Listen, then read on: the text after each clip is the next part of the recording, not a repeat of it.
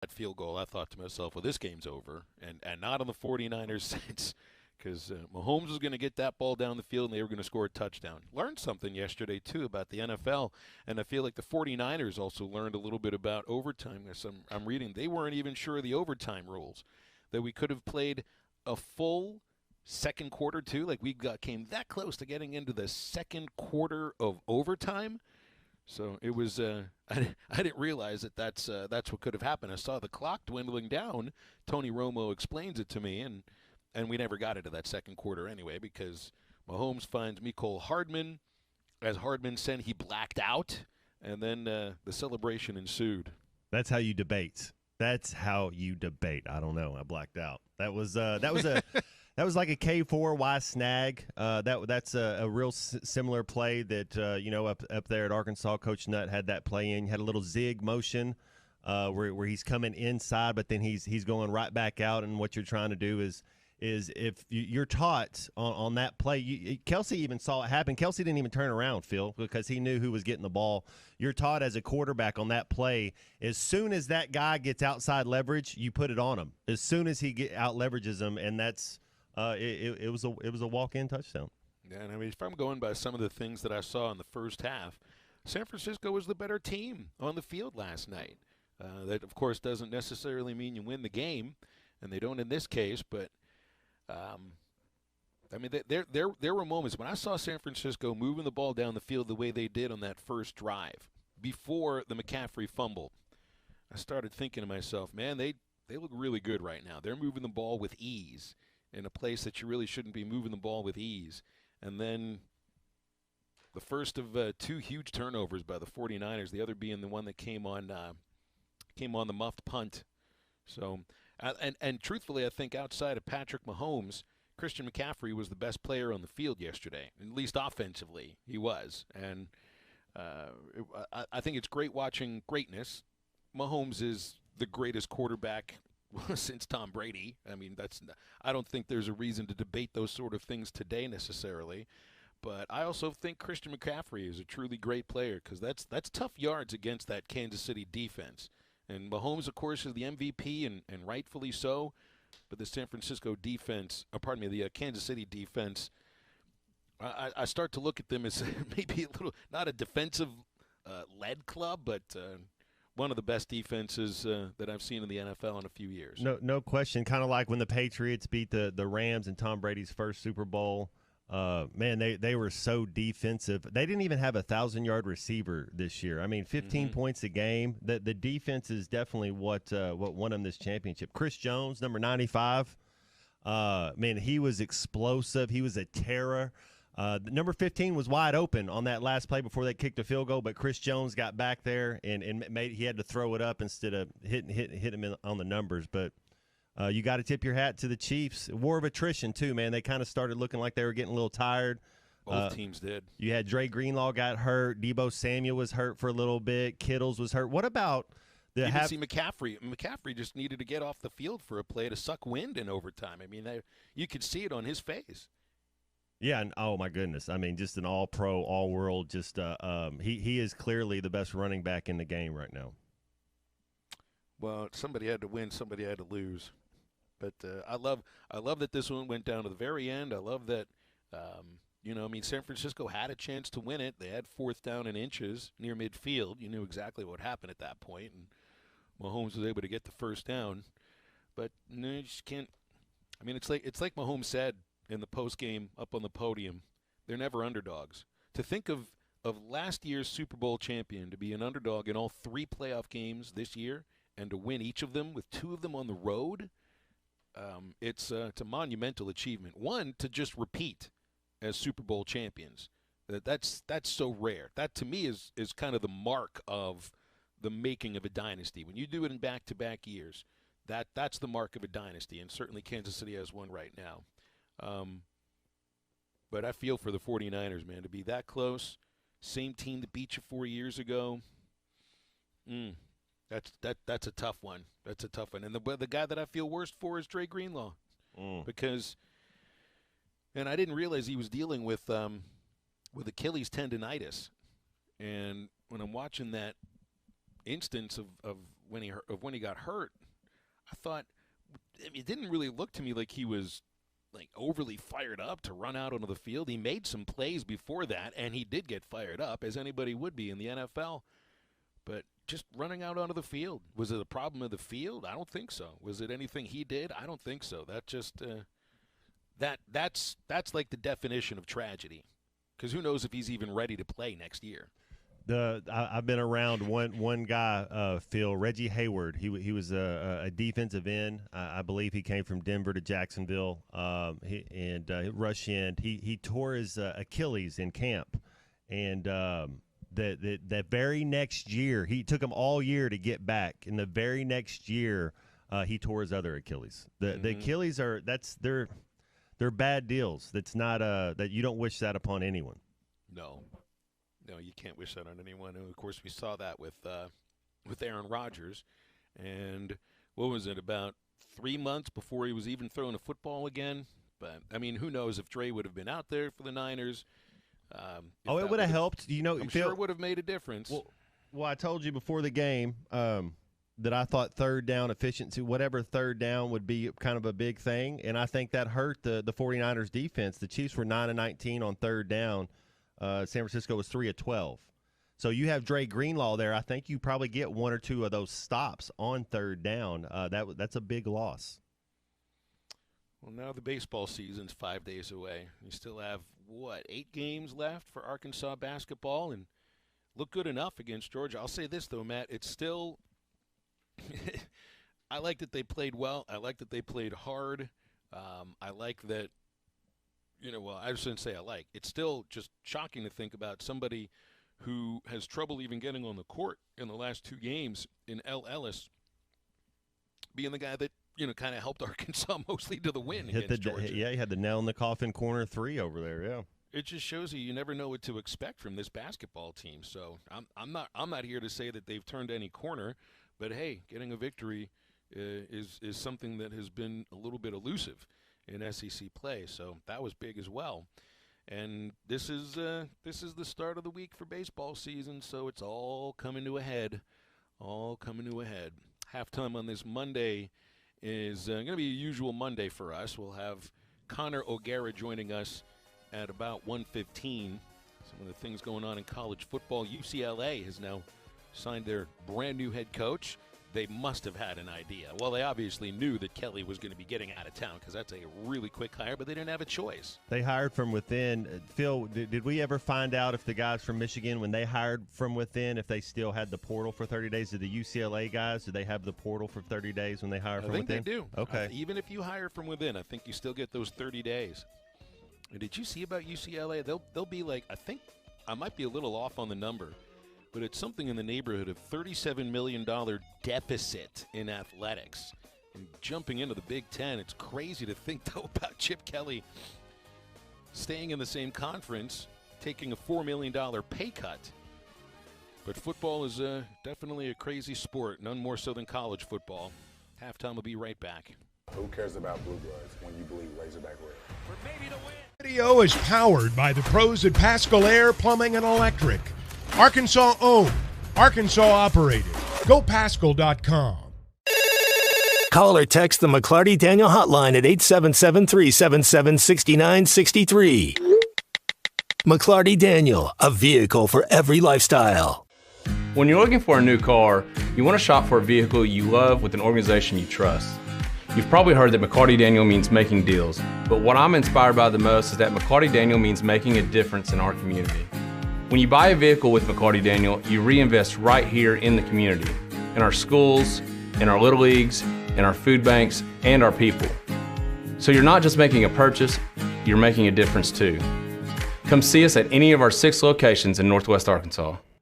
Tommy Kraft here. When it came time for new gates and some fence repairs at my home, the Fence Man was my first call. The Fence Man does it all, from large commercial jobs to small residential repairs. Wood privacy fence, vinyl fence, commercial or residential chain link, even custom wrought iron fencing. 479-782-3936. 18 months, same as cash financing with approved credit is now available. If it involves fencing, the Fence Man does it. The Fence Man. He ain't afraid of no work. 479-782-3936. A dandy white perch, big old slab. C'est bon, sacalé. One beautiful crappie.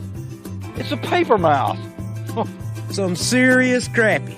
Nice speck. We got crappies. They might go by different names, but all prefer the same thing. Bobby Garland, America's favorite. White perch, slab, sockeye, papermouth, crappie, speck, crappie baits. I call it dinner. BetOnline is your number one source for all your betting needs. Get the latest odds, lines, and matchup reports for baseball, boxing, golf, and more. BetOnline continues to be the fastest and easiest way to place your wagers, including live betting and your favorite casino and card games available to play right from your phone. Head to the website or use your mobile device to sign up today and get in on the action. Remember to use our promo code BELIEVE, that's BLEAV, for your 50% welcome bonus on your first deposit. Bet online, where the game starts. Looking for an African adventure without the hassle of planning? Kruger Safari Club has got you covered. Our custom hunting and safari packages take care of everything from transportation to accommodations, so you can focus on enjoying the experience of a lifetime. With our team's extensive knowledge of the best hunting and safari spots in South Africa, Mozambique, and Zimbabwe, you'll have access to some of the most breathtaking views and exciting game hunting opportunities on the planet. And with our commitment to ethical hunting and giving back to the local community, you'll know that your trip with us is making a positive impact. Book your trip now and let us take care of the rest. Find out more at KrugerSafariClub.com.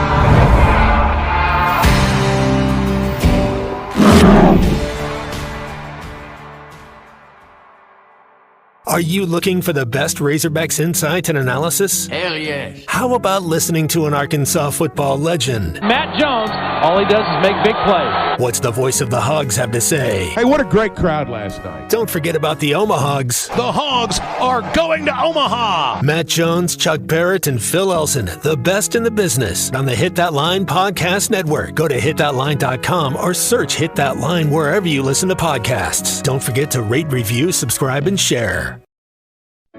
Are you in need of a good power washing? Mike Jr.'s Mo Wash is a full-service pressure washing corporation with over 15 years of experience in the River Valley and Northwest Arkansas. Cleaning services include exterior home, fence, driveways, walkways, gutters, pool deck cleansing, and more. We remove dirt, grime, and more to give you that sparkle you desire. Call me at 479-763-5561. We're open Monday through Saturday from 7 a.m. to 9 p.m. Mike Jr.'s Mo Wash, one call, cleans it all.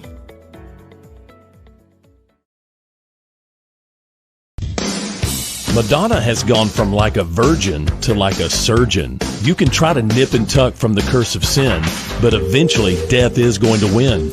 God will do major surgery on this sin-filled world, and when he does, people will try and hide their faces from him. Even plastic Christians won't be exempt. Look up Isaiah chapter 2 and see how the spiritual world renders this an immaterial world. I'm Pastor A from Woodland. Read about it.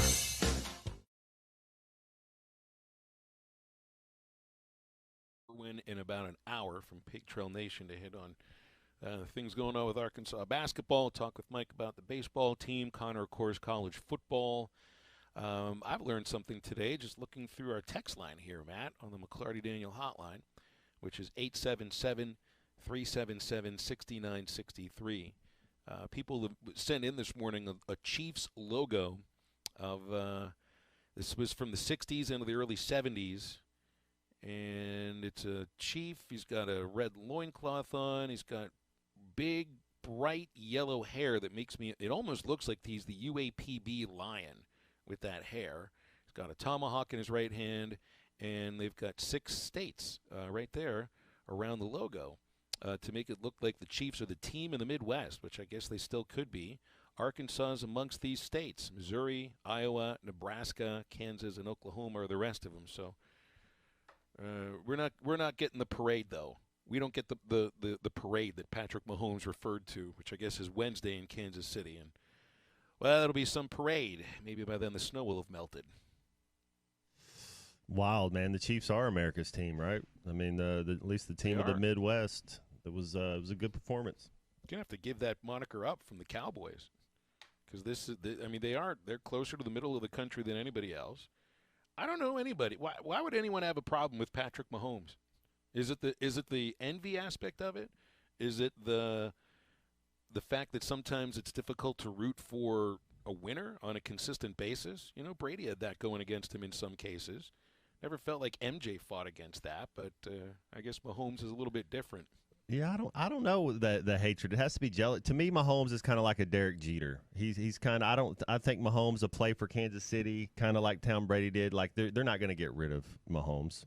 He's 28 years old next year. He's just in his prime for quarterback years.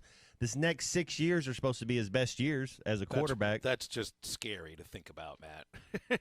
For as good as he's been over these last 6 years, if you think that the peak it hasn't even come yet, maybe we are talking about the greatest quarterback in the history of the sport. Well, and that's the thing as far as your brain, as far as seeing it, as far as being, watching film, seeing what they throw at you. That's what Tom Brady said. You know, he's like this. And his second 10 years were better than his first 10 years, and that's what he means. He said, I've seen it all. I've seen every blitz that they're going to – because we're all running the same plays. They're all doing the same thing. So it's like now you've seen everything that can possibly happen.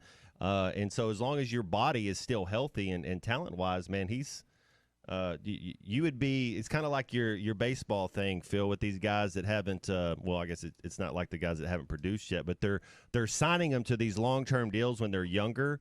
Mm-hmm. You would think that I don't know what Mahomes' deal is, or I know he signed like a $300 million deal back when he signed it, but you might want to try to re-up him now while you can. He also, to me, seems like, and this is one of the reasons why the Patriots won so many Super Bowls in their second iteration of a dynasty, is because Brady took under market value. Like, he could have been the highest paid player in the league. I don't know if Mahomes is right now, but he certainly could be. But the guy's got an ownership in the Major League team in Kansas City. I mean, he's a baseball owner in some sense. He's got millions upon millions of dollars coming in from incentive, and from endorsements. So this is the guy. I mean, it kind of is up to him, isn't it? Whether or not there's cap room. Yeah, well, his wife is part owner of a team as well. You know, so they've kind of got it going on. You could see him as long as there's no way Andy Reid retires, right? Like I know there was a little bit of talk of that. I think he and Kelsey pretty much confirmed, all but confirmed, that they're back to try to make it 3 in a row. That's what I meant about. You know, some folks thought, well, Reid will retire if they win the Super Bowl. Belichick slides in, or anybody because of Reid's age and already accomplished. Nobody's ever won 3 Super Bowls in a row. Never. It's rare to even see a team make it to the Super Bowl 3 years in a row. So we both agree that this Chiefs team was led by the defense this year, right? Like as far as they were more of a defensive team. I think even Mahomes would. He all but said that in the post game up on the podium. The defense keeps us around in the game, and then our offense will make enough plays. To me, that's a defensive-led team, and I think they were last night. Youngest defense to ever win a Super Bowl. Scary. Quarterback's coming into his prime. It's like who has it better than the Chiefs? You're exactly right about that. And, to keep the Mahomes and Jeter comparisons here, there's some, I've seen Jeter now, and how old is he now? I think he's got to be 49 at least, he's right? 49. He still looks like he's in his 30s. I mean, the guy will be perpetually young. I feel like Mahomes is the same way. Baby face, they both have that sparkle in the eye. They both have the baby face and everything, and just an immense amount of success early in their careers. I mean, Jeter had won. Gosh, he won 4 World Series in his first 6 years in Major League Baseball. Mahomes has now won 3 Super Bowls in his first 6 years, or is it 7? I think it's 6. Yeah. It's what now? Has Kelsey been there? He's got 3 as well, right? He's been there for all of them because they won 1, didn't win 1 for a year or 2, then they've won 2 in a row. It'd be sick. I mean, you look at the AFC. The AFC is just absolutely loaded, and the teams they beat, Phil. You beat Lamar Jackson, a team MVP, a league MVP, 2-time league MVP. Well, you beat quarterbacks that could have won Super Bowls. Josh Allen's is as talented as any of them. That's right. So we've got to me, in my childhood, it was Joe Montana. to, I think, a lot of people that are 10 years younger than me. It was Aikman. Elway and Favre, maybe. And then it was Favre and Elway. Yeah, that's right, yeah, all that same time. After that, it's Brady for a 20-year period. I think you sprinkle in Mahomes. I think you sprinkle in Manning. I think you Peyton. As far as Peyton Manning, I think you sprinkle in Drew Brees and Big Ben Roethlisberger as far as the story. But what you're saying is the elite, the number one dog was Tom Brady. Yeah. Yeah, we're talking multiple Super Bowls, and like, when did Brady win his third? It wasn't after 6-7 years, was it? But yeah, that's scary to think about. Mahomes, not even necessarily reaching his peak yet. What'd you think about? So Shanahan's taken some flack for taking the ball first in overtime. He did say afterwards he wanted the ball third. I understand the thinking behind this, because at that point, if you get the ball third and you score, you win. Any points, yeah. In order for that to happen, there has to be a third possession, and that's not going to be a guarantee. So if you take the ball first, I wonder about, like, we saw San Francisco go for it on fourth down once they got close to the end zone. And I texted you, I'm like, why are we not kicking field goals? They ended up getting the touchdown out of it. If it's overtime, why not go in the same direction? That was my thought. Yeah, Kittle's. You talk about having a defensive plan, man. He had 4 yards receiving, and you look at Kelsey in the first half with 1, and then he got it going in the second half. Yeah, that was that was the play where they scored the touchdown, then get the extra point blocked. I think you had even said this, Phil, that when they get the ball inside the red zone, you're more likely to go for it. So they were down there, like on the 15-yard line, instead of being like on the 47-yard line. Good play. They made it. And as far as the overtime game, 100%. If I get the ball, it's 4-down territory. I think the rule's bogus as far as both team. It's kind of like everybody gets a participation ribbon. But that's just you just played 4 quarters. Sorry, you had a chance to win it. It's not both guys get a shot. Now you've had a shot for 60 minutes to win it, and it wasn't enough. So the rule, if it was the old rule, then the 49ers would have kicked the field goal and they would have won. Or, I mean, even before this rule was changed, now you had to still score a touchdown, and then you would win on the first possession. Mm-hmm.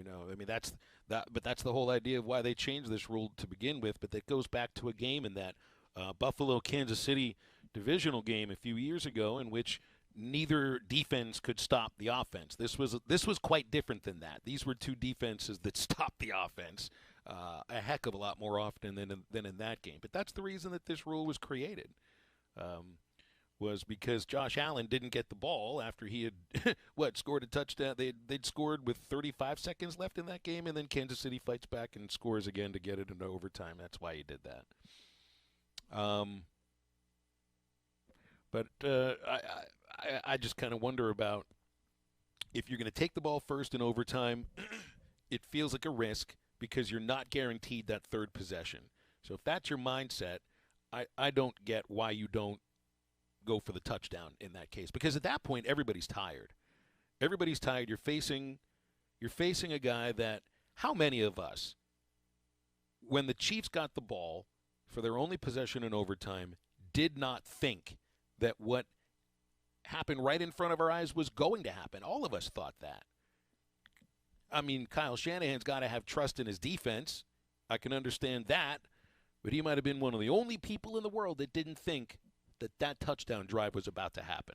I think both defenses towards the end, they kind of got a little tired. And I heard some thought, Phil, where why weren't you running the ball with Christian McCaffrey more late in the game? I wonder how healthy he was late in the game, because he takes some hits, man. He gets beat up. But yeah, later in the game you think run the ball more. I mean, does he have a Marv Levy feel to him? I mean, when you think of Shanahan, is it kind of like can't win the big one? Because he's uber talented. I mean, he's got a lot of talent. No, and that team's talented. No question about it. But for some reason, whatever happens, they get to the big one and he can't figure it out. Yeah, and he's still the crazy aspect is that he'll always be connected also to a Super Bowl in which he wasn't even the head coach, and he still gets a lot of the blame for that blown lead against the Pats as the Falcons' offensive coordinator. So I don't know enough about Marv Levy's career to know whether or not he was a coordinator in a Super Bowl in which something like that happened. But yeah, that's going to be a tough one to shake. The thing is that this Niners team also, man, they're young enough where they could get back. You know, we've seen this Super Bowl matchup now twice in the last 4 years. Obviously, the rosters are going to be a little bit different with that amount of time. Would you be surprised if we saw the same matchup next year? You know that there's only so many miles Christian McCaffrey has in his body. That's true. He's been injury prone before this year. He's going to have a lighter workload. You saw a war of attrition a little bit with Samuel getting hurt for a little bit, Dre Greenlaw out for the rest of the game. Kittles was hurt for a little bit, so it seemed like they were kind of dropping on that San Francisco side. 877-377-6963. If you want to get in with us on the Super Bowl, on Arkansas basketball, Arkansas baseball coming up as well, and I know everybody's all fired up about that for obvious reasons. We're fired up about Crabtree RV Center in Alma, the dealership that served you in the River Valley in northwest Arkansas for over 7 decades, right at the junction of I-40 and I-49 beside the Cracker Barrel in Alma. They'll provide the best experience for you and your family. They'll help you choose the right RV for your adventures.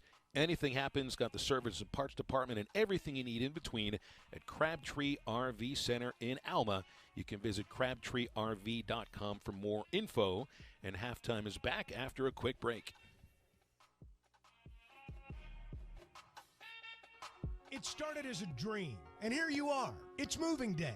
But wait, isn't moving supposed to be stressful? Oh, that's right. You bought your home using Weichert Realtors. Your Weichert agent guided you from start to finish to help make sure we found you your perfect place. Dream, move, home, Weichert. Call your local Weichert Realtors office today and make your move, and look for our bright yellow signs. At Weichert Realtors, we sell more because we do more. Each Weichert franchised office is independently owned and operated. Life insurance. Why are you putting it off? Can't afford it? Too much hassle? Think you don't need it? There's lots of excuses for putting off life insurance. But if you weren't there, who would pay the mortgage and other bills? With Ethos, you could be covered in 10 minutes and boom, family protected. Ethos, fast and easy online term life insurance. Up to $2 million in coverage with no medical exam. Some policies as low as $1 a day. Answer a few health questions and get your free quote at getethos.com. That's getethos.com.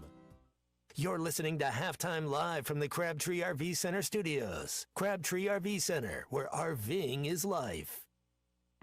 The Hangout, Fort Smith's newest fitness center. Over 8,000 square feet of 24-hour fitness. Indoor pickleball, tennis, and racquetball. Looking for help with your fitness needs? The Hangout has group and individual fitness training, with more options coming soon. The Hangout, 5400 Gary Street, or thehangoutfs.com. Pickleball leagues forming now. Be a part of something different, something better that Fort Smith has needed. Fitness, sports, and more. Let's hang out.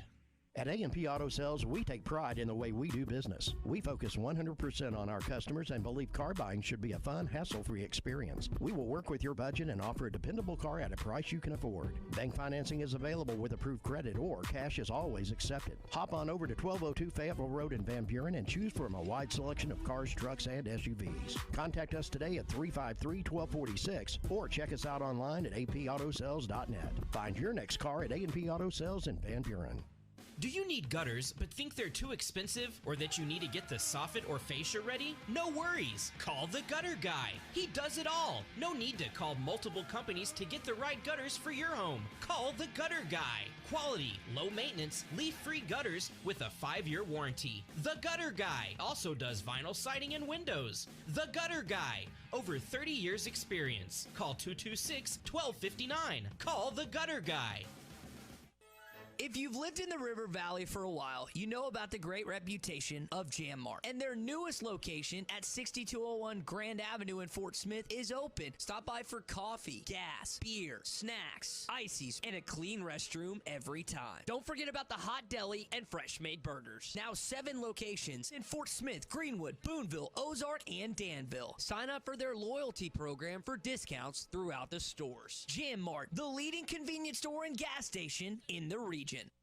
Flu vaccines, both regular and high dose for seniors, are now available at Law's Drug Store in Fort Smith. Call 452-6116 to schedule your shot appointment. Usually there is no cost when covered by your insurance. Law's Drug has COVID vaccines, RSV vaccines for ages 60 plus. Pneumonia and tetanus shots are also available. Law's Drug Store, 6802 Rogers Avenue behind Outback Steakhouse. Law's Drug Store, open 6 days a week to safely care for you and your family. Dozy Place has now been serving award-winning steaks for over 20 years. Celebrate your special birthday, holiday, person, or just because at Dozy Place. Start with delicious appetizers and your choice of drinks from the largest selection of wines, beer, and liquor in the River Valley. Dozy Place is open Tuesday through Thursday 5 till 9 and Friday and Saturday 5 till 10. Reservations are recommended, so call 784-9111. 784-9111 for Dozy Place, 422 North 3rd Street, Fort Smith. Your home for every Razorback football, basketball, and baseball game. ESPN 95.3. Well, I was raised in a sophisticated kind of style. Yeah, my taste in music and women drove my folks hag wild. Mom and Dad had a plan for me. It was debutantes and a symphonies. But I like my music hot, like my women wild. Yeah, I like my women just a little on the trashy side. When they wear their clothes too tight and their hair is dyed. Too much lipstick and too much rouge gets me excited, leaves me feeling confused. And I like my women just a little on the trashy side. Find Halftime on 99.5 in Northwest Arkansas, 95.3 in Fort Smith and the River Valley, 96.3 in Hot Springs and Central Arkansas, 104.3 in Harrison and Mountain Home, and everywhere on hitthatline.com. Join the conversation. Call or text ESPN Arkansas on the McClarty Daniel hotline, 877-377-6963. Now back to the hosts. Here's Phil Elson and Matt Jones. Matt, what do you like the day after the Super Bowl? Are you sad? Are you still in the glow of the Super Bowl and the football season? You're looking forward to the draft. What is it like for a football guy once the season's over? Well, I do like the football playoffs. That's 100% factual. You have the best tournament in the world. The Champions League starts tomorrow with the knockout stage. They have it's a long tournament, so you have pool play, and then you after you have your pool play, you have a couple months off, and then you start back it's a home and home aggregate type of knockout stage, so it's 180 minutes. That was the thing when you were talking about it last season that I just couldn't wrap my mind around. It's like, wait a minute, they played a game, they played a match. One team scored more goals than the other. That one doesn't count, though, does it? Well, used to it counted more for you. It was weighted for your away goals. But it's say like the NFL playoffs. Say when the Miami Dolphins had to go play Kansas City. Think about the next week, Kansas City goes down and plays Miami, and then you add the two scores up, and you say, okay, that's who our winner is. Well, and back in the day, you're saying so Kansas City's scores at Hard Rock Stadium would have counted a little bit more, like a field goal would have been worth 4 points in that mindset, right? Absolutely. Let's say it's a 3-3 tie on aggregate. So the first tiebreaker is, well, who scored more away goals? So that's how if you scored more away goals, then you would win that. You would win. That's the first tiebreaker that they go to. That reminds me of RPI and net ranking. Road wins mean more than home wins. They don't go by the points; they just go by the win. It's going to be it's like the playoff 12 in college football. You're getting the best soccer teams in the world. Kevin De Bruyne, who's a Belgium international, he just got back about a month ago in the midfield for Man City. I think Man City is going to be that's what they don't have yet. They don't have a Champions League medal. They have won the Premier League a handful of times and been the best team in England for the last decade and haven't been able to conquer the world. Where Liverpool have, Chelsea have, Real Madrid. That's their tournament. They win it the most. But I like Bayern Munich as well. They got a guy named Harry Kane. Who is a Tottenham Hotspur guy in England. He's an England international, but he went over to Bayern. They got Leroy Sané. Sadio Mane. I mean, they have a lot of – but if I was to handicap it, my top two picks would be Bayern Munich and Man City to win the Champions League this year. See, so when the football season's over and the long – starts tomorrow, Phil. 2 o'clock tomorrow, yeah. Of no football happens, Matt Jones is perfectly happy. Come on over. There's plenty of room over here. Come watch some soccer. Get into it. You talk about atmosphere, pomp, circumstance, everything. It is like college football. It's like the Iron Bowl. It's like Alabama, Auburn. You going out there, man. They are fanatics. So when the baseball season ends, when college baseball season ends, I'm exhausted. I'm never really ready for it to be over. But when it's over, I'm like, all right, maybe I can breathe a little bit now, get to know my kids again, see some friends. And then there's Major League Baseball, so I'm kind of happy at that point. When the World Series is over, well, then it's right in the middle of college football season and the NFL season. I got all the other things and we're right at the start of college basketball. So at that point, you got plenty to do. Now. It's like I felt so bad for Ty last week. He was ready to shed tears over the end of the football season, and our football season won't be back until August or until September. And be like, it's all right, man. We got a lot of things you can do with life outside of football. Baseball being one of them, and still another month of basketball as well. I think Ty is golfer Ty, man. I think he's working on his handicap lately. I think he's made a decision to try to get a little better. Well, he needs to, from everything I've heard from the guys he plays with. When you get the golfing bug, there's only one cure, and that's more cowbell. I mean, when you get the golfing bug, man, they go. It's an everyday thing. You see it. I got buddies. They get it, and every time they call you, it's like we're going to the golf course. So it's good if he gets it. Ty though has the world's smallest cowbell that he's ringing right now. It's way too small to even be able to hear it. It's like the smallest violin in the world that will play for the first team that's left out of the NCAA tournament when we have our righteous indignation and anger coming from Team 69. Just break out the tiniest little cowbell in the world and tell them Ty sent you. And to your point, to answer your question, usually, Phil, when football is over, it's a lot of college Arkansas Razorback basketball, and I don't know how much people are going to focus on that this year. Although they're 12-11. You get an angry Tennessee team coming in on Wednesday. Mm-hmm. It's going to I think Tennessee, I know they're like in third place, and you got South Carolina. I mean, there's a handful of teams that are going to get double byes. Tennessee, to me, on a neutral floor, they're just as tough as anybody.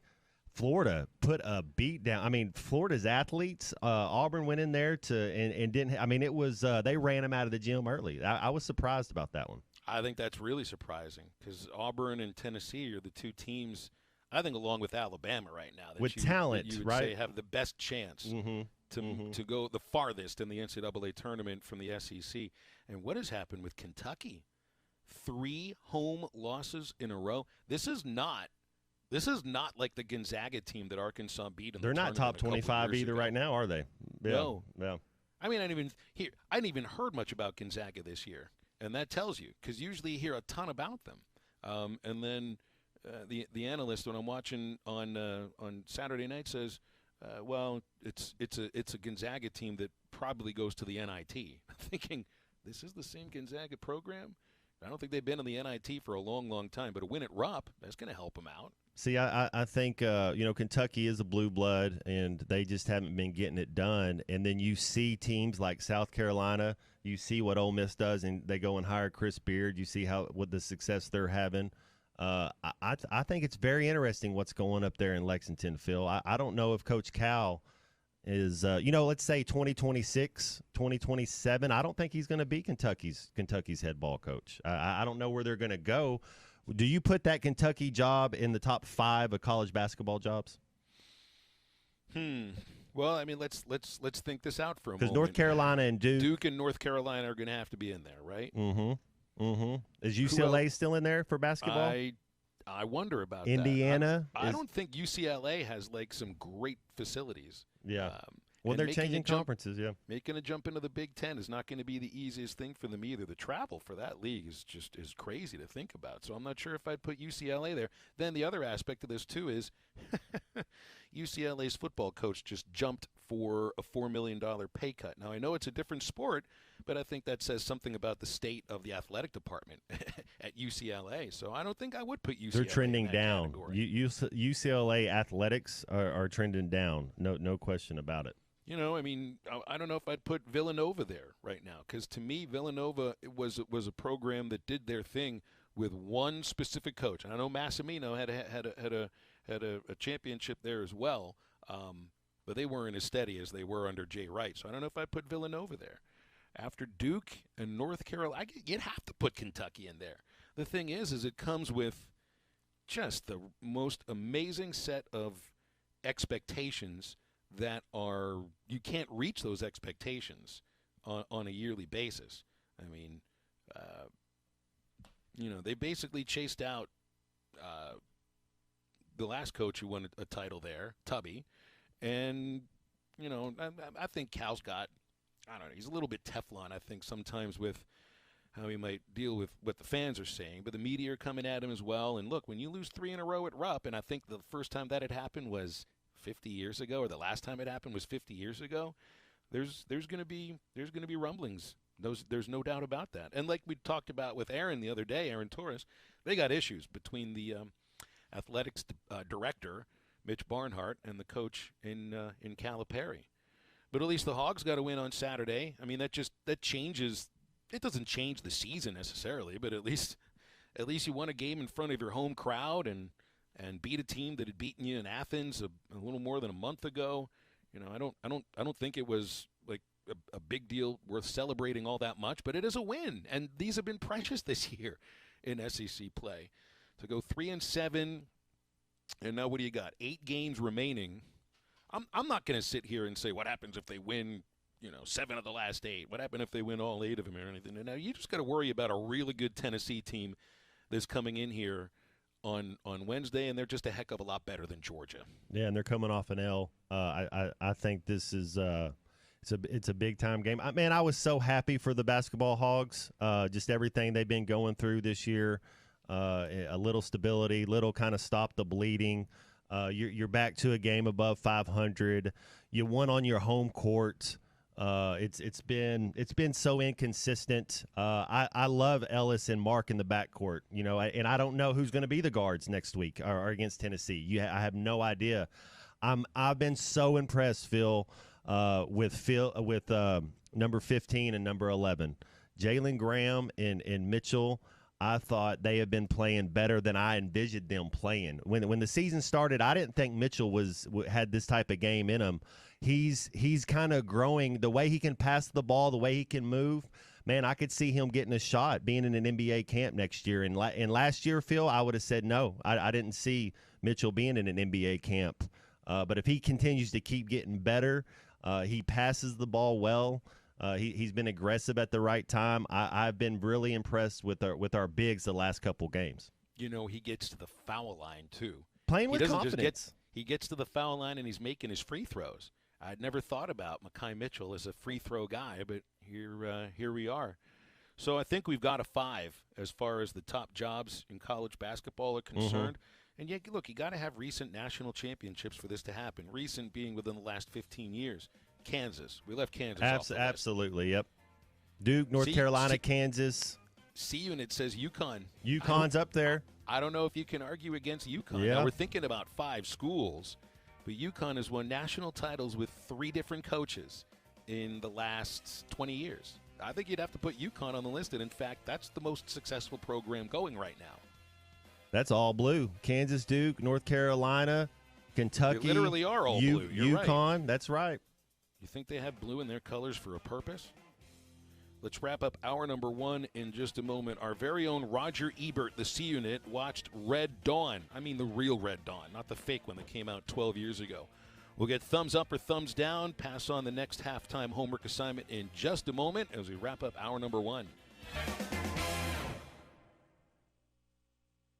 Subiaco and Scranton, if you made a resolution to get reliable internet for the new year, Wave Rural Connect can make that happen. The latest zone covering Subiaco and Scranton is now open. Make this New Year's resolution come true with internet, TV, and phone service from a local provider you can trust. Order online at signup.waveruralconnect.com or phone 1-833-492-8372. Arkansas Valley Electric and Wave Rural Connect, changing the communities we serve. Picture this, a cold winter's night and suddenly no heat. That's exactly what happened to us. But when we called Pascal Air Plumbing and Electric, they were right there. Their pros didn't just fix our heating. They brought back our home's warmth and comfort in no time. Even when our water heater started leaking, Pascal was the first name we thought of. Quick, professional, and so understanding. With Pascal's flexible payment options, we didn't have to worry about a big expense all at once. Now our home is comfortable and so is our budget. Schedule now at gopascal.com.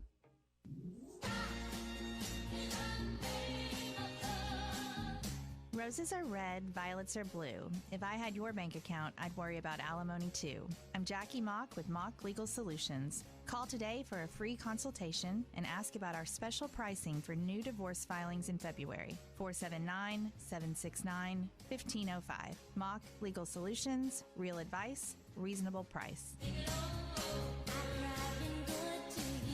Remodeling your bathroom? Don't let your imagination be limited by out-of-the-box shower doors or tub enclosures. Arkansas Glass and Mirror is your local source for all things glass, including plexiglass, mirrors, and shower doors since 1964. Arkansas Glass and Mirror has more selections, better prices, and the experience to help you build the shower of your dreams. They also have the only showroom in the area to help you create those dreams. Professional installation and professional service. Only at Arkansas Glass and Mirror, 1316 South Z Road, Fort Smith, or online at arkansasglassandmirror.com. Walk-Ons is always a win. Whether it's a post-game celebration, drinks with the crew, or an easy weeknight dinner, Walk-Ons has you covered. Scratch-made dishes, wall-to-wall TVs, craft beers and cocktails. Dig into mouth-watering menu items like po' boys, gumbo, and voodoo shrimp, plus fan favorites like juicy burgers and fresh salads. Find your nearest location in Rogers, Fayetteville, Fort Smith, Conway, and coming soon to Little Rock, or order online or in the app. Walk-On Sports Bistro for the win. Husbands, sons, daughters, honor your wife or mother for Mother's Day at the inaugural Mystery at the Fort Legacy Ball, benefiting Heart to Heart Pregnancy and Family Care Center on May 11th at the U.S. Marshals Museum. Buy your tickets today for this 1940s mystery dinner, coupled with an exciting night of investigative entertainment and lively dancing with the band Who Shot JR. For more information, call 479-452-2260. Colorworks Paint and Body in Barling offers professional automotive painting, bodywork, and fabrication that is unsurpassed in talent and dedication. Owner Andy Harrod uses the latest in collision repair technology to ensure all damage is addressed, whether it's visible or hidden, and works with all insurance companies. Andy and his crew have the experience and commitment to give you complete trust in the repair of your vehicle, no matter the size of the job. Colorworks is located at 1206 Fort Street in Barling, across from Dollar General, and is on Facebook where you can check out their work. Sometimes I'm in a hurry. Stay in the slow lane, buddy. That's when I use the Sodies app to order my favorites and pick up in their drive-thru. They even offer a 10% discount on your first app order. Experience different at Sodies Wine and Spirits off I-540 on Phoenix Avenue. Every day is worth celebrating at Uncorked. Cocktails, wine, craft beer, bourbons, and unbelievably great food. Uncorked on Phoenix Avenue next to Sodies. Your home for every Razorback football, basketball, and baseball game. ESPN 95.3. Hey, never felt like this before. Yes, I swear it's a truth, and I owe it all to you. 'Cause I had the time of my life, and I owe it all to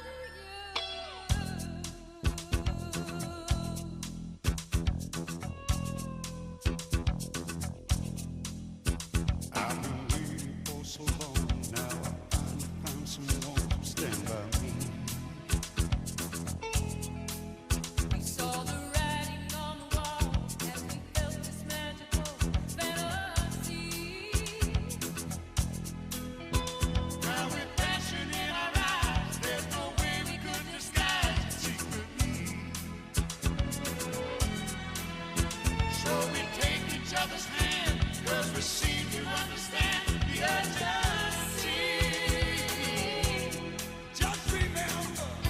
You're listening to Halftime with Phil Elson and Matt Jones. Want to jump in the conversation? Call or text ESPN Arkansas on the McClarty Daniel hotline, 877-377-6963. Now, here's Phil Elson and Matt Jones.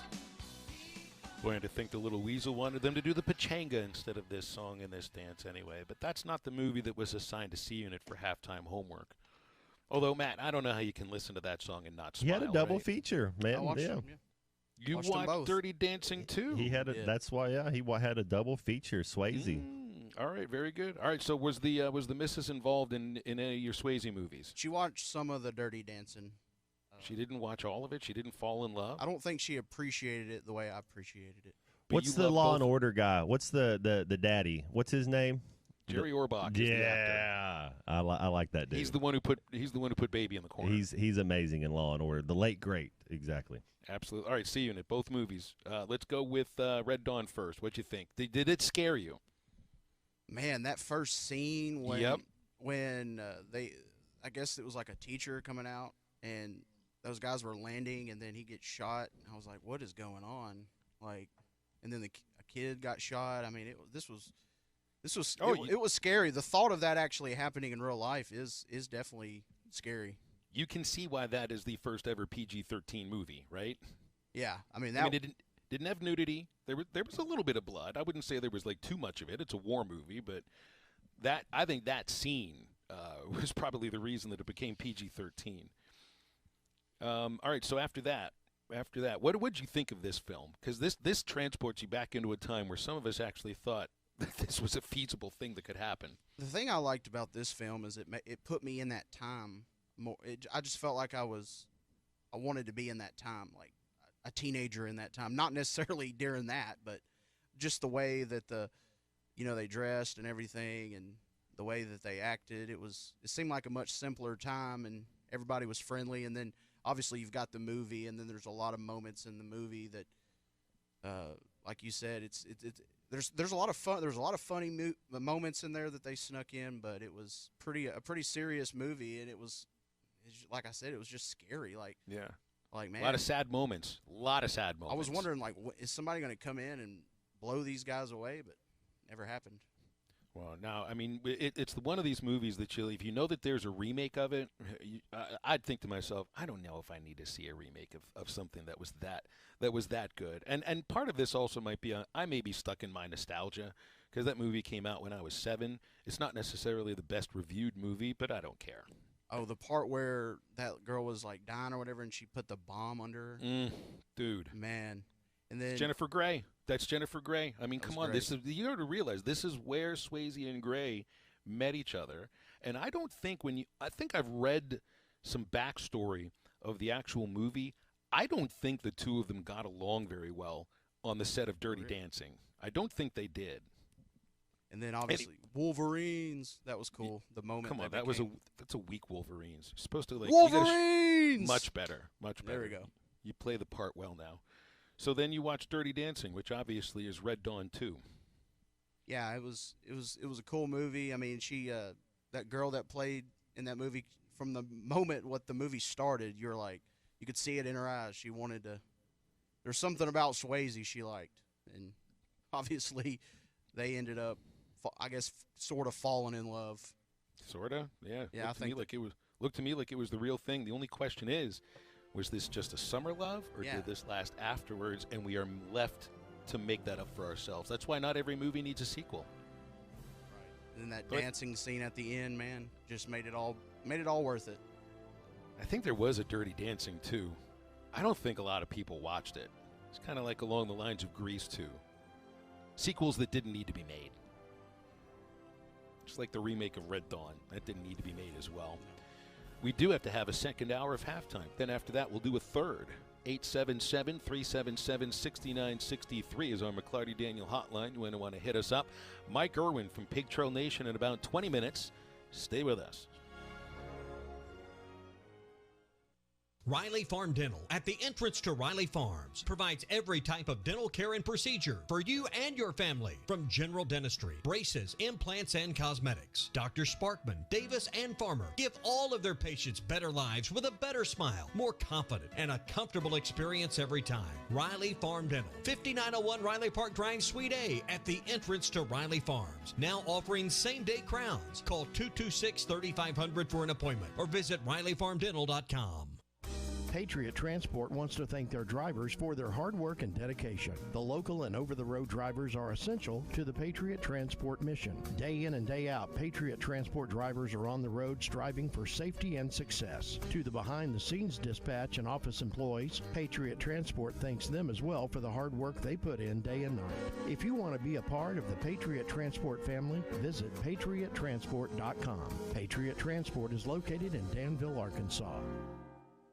Hello, this is Sebastian County Assessor Zach Johnson here to remind you to assess your personal property by May 31st to avoid late penalty. You can do this in person at one of our 3 locations, over the phone, or online by going to www.countyservice.net. I would also like to remind any current homeowners or individuals buying their homes on contract to contact our office and check on your eligibility for the homestead tax credit. Contact us today to see if you qualify. The homestead tax credit can save you up to $425 off of your tax bill. This ad sponsored by Sebastian County Assessor and paid for by Amendment 79. Without the ones like you, who work tirelessly to keep things running, everything would suddenly stop. Hospitals, factories, schools, and power plants, they all depend on you. No matter the weather, emergency, or time of day, you're the ones who get it done. At Grainger, we're here for you with professional-grade industrial supplies. Count on real-time product availability and fast delivery. Call, click Grainger.com, or just stop by. Grainger, for the ones who get it done.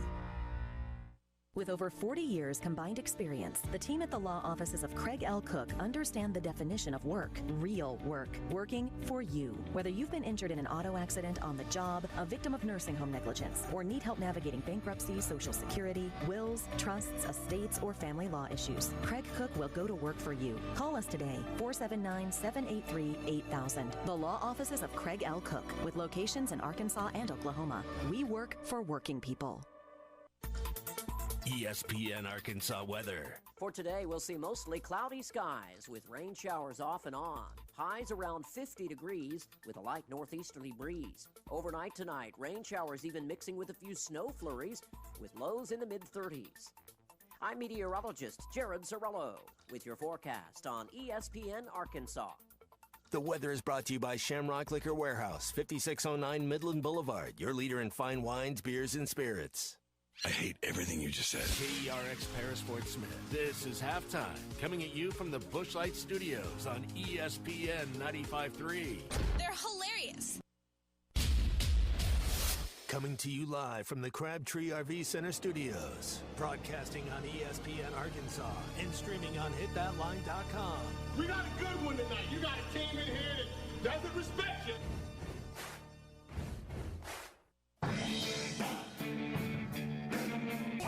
I'm all right. Joaquin said dominate, and we not doing it. We're going to go get one and celebrate on somebody else's field. Yeah. Matt Jones may take it to the house and the dunk. You both said you had very motivational words at halftime. It's Halftime with Phil Elson and Matt Jones. From the bottom of my toes to the top of my head.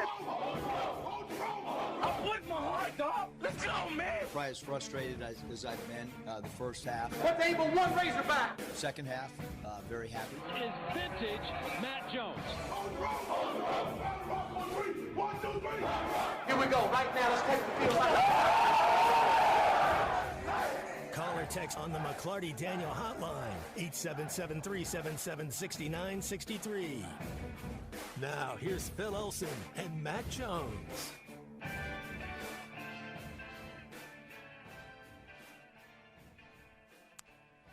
Back into halftime for hour number 2 on ESPN Arkansas and hitthatline.com. I'm Phil Elson, Matt Jones, my partner.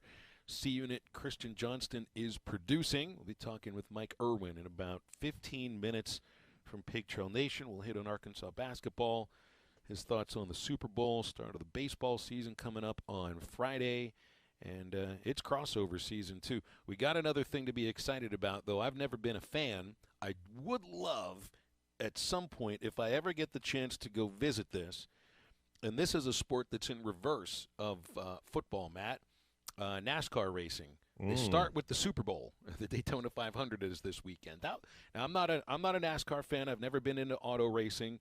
I did run the board on Motor Racing Network broadcasts a long time ago, so I do have an appreciation for the broadcast end of it. But if you could sit me around with about 125,000 other people that are there for the same reason, which is just to have fun, I think I could pull that off. Auto racing. NASCAR, you got to have some earplugs, and you have to have something over your mouth, like a bandana or a mask. All that wind, all that stuff that you'd be breathing in. I don't know. It's you ever been to one of those races, like a dirt track race, or man, you gotta. You almost want to wear a beehive, a bee suit, man. It's just you're gross. It's you got to go take a shower afterwards because all that wind, all that wind blowing up and you're smelling it in. I mean, it's if you go to something like that, you got to bring the proper utensils. First girl that I dated seriously was a huge NASCAR fan, and she was a giant fan of. Why am I forgetting the name of the race when Daytona 500? No, a drag race. She loved drag racing too. Should have known from that point on. Plus, she also rooted against all the Pittsburgh teams, even though she lived in Pittsburgh. Rooted against the Steelers, Pirates, Penguins. We didn't share the same teams. We didn't share the same sports. I should have known. Really should have known. Anyway, 877-377-6963. Is our McClarty Daniel hotline. Bubba and I recorded our first edition of Bases Loaded today. Hoping to get that off tomorrow. And Friday? Is that Friday's when it starts? Who's throwing out the first pitch? Ceremonial first pitch? Is that or your the boy? real first pitch? Both, yeah. But I don't know who's doing the ceremonial. We got James Teague is on Saturday. I don't know who Friday is. See, that's what I thought for some reason. Maybe he was throwing the first one, yeah. That'd be quite an honor to throw out the first ceremonial first pitch, right? Absolutely. Absolutely. I've seen the athletic director do that in previous years, but it wasn't Hunter Yurichek. It was Jeff Long that threw out a first pitch of the season. Yeah, James Madison coming in. I'm not sure what you learn based upon the opponent this weekend. James Madison is picked 10th in the Sun Belt. It's a pretty good baseball league, but I'm not sure if the Dukes are one of the supposed cream of their crop. But it's just so good, Phil, to play somebody in a different uniform, right? Like one of the things about baseball, and maybe it's the same too with other sports. You get scouting reports on whomever it is you're playing, but when you have practiced against the same people for months. I mean, it's been 3 weeks of scrimmages. Before that, it was a few weeks of scrimmages and one fall series. You realize how many at-bats each of these hitters has against the same group of pitchers?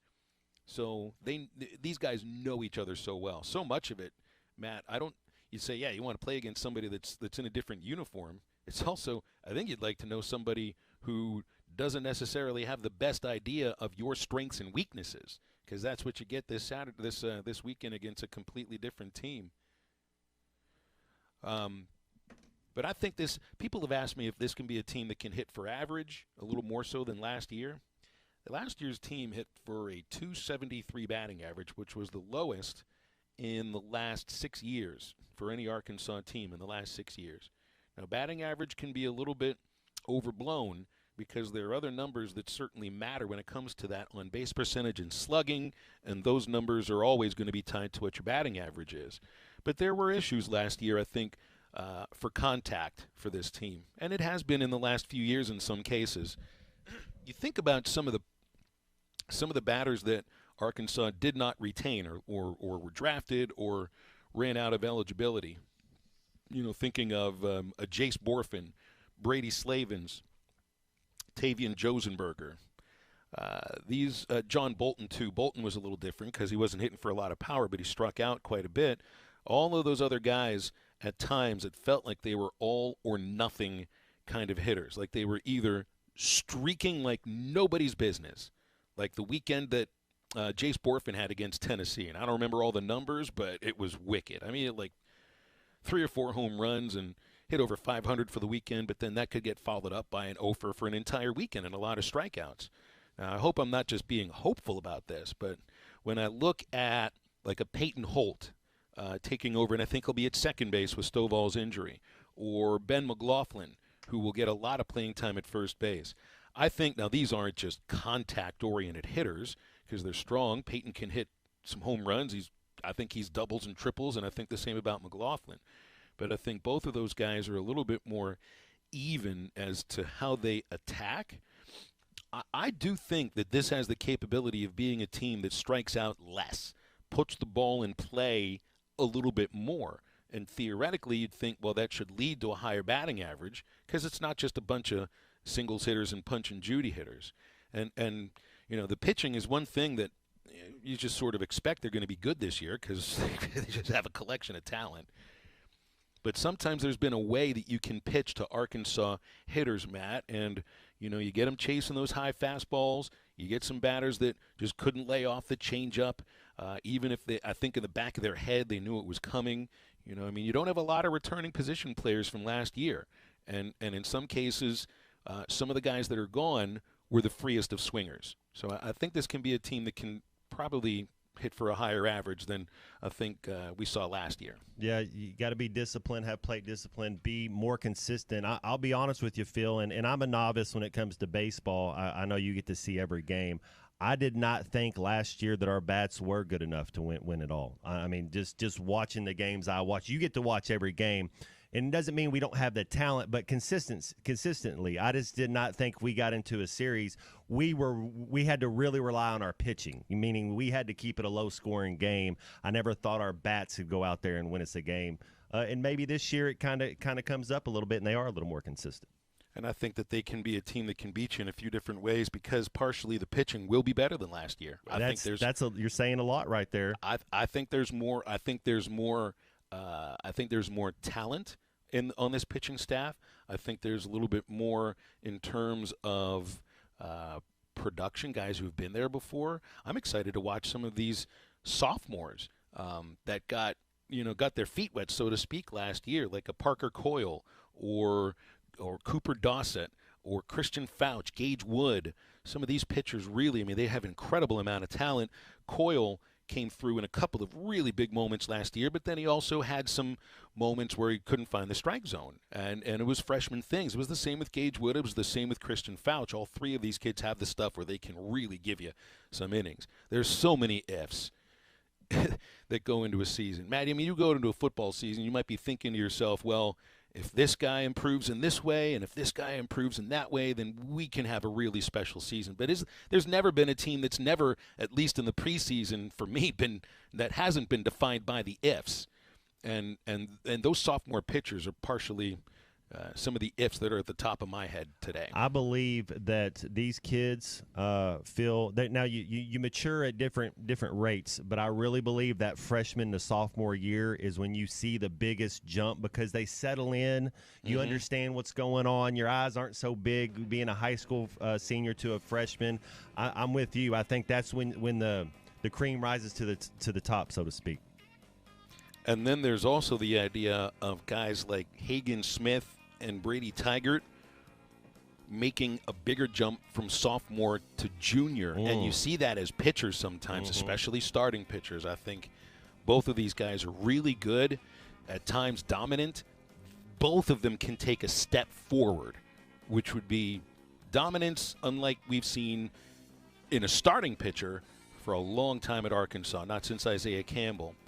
We're going to break on halftime. Visit with Pig Trail Nation's Mike Irwin in just a moment. Stay with us.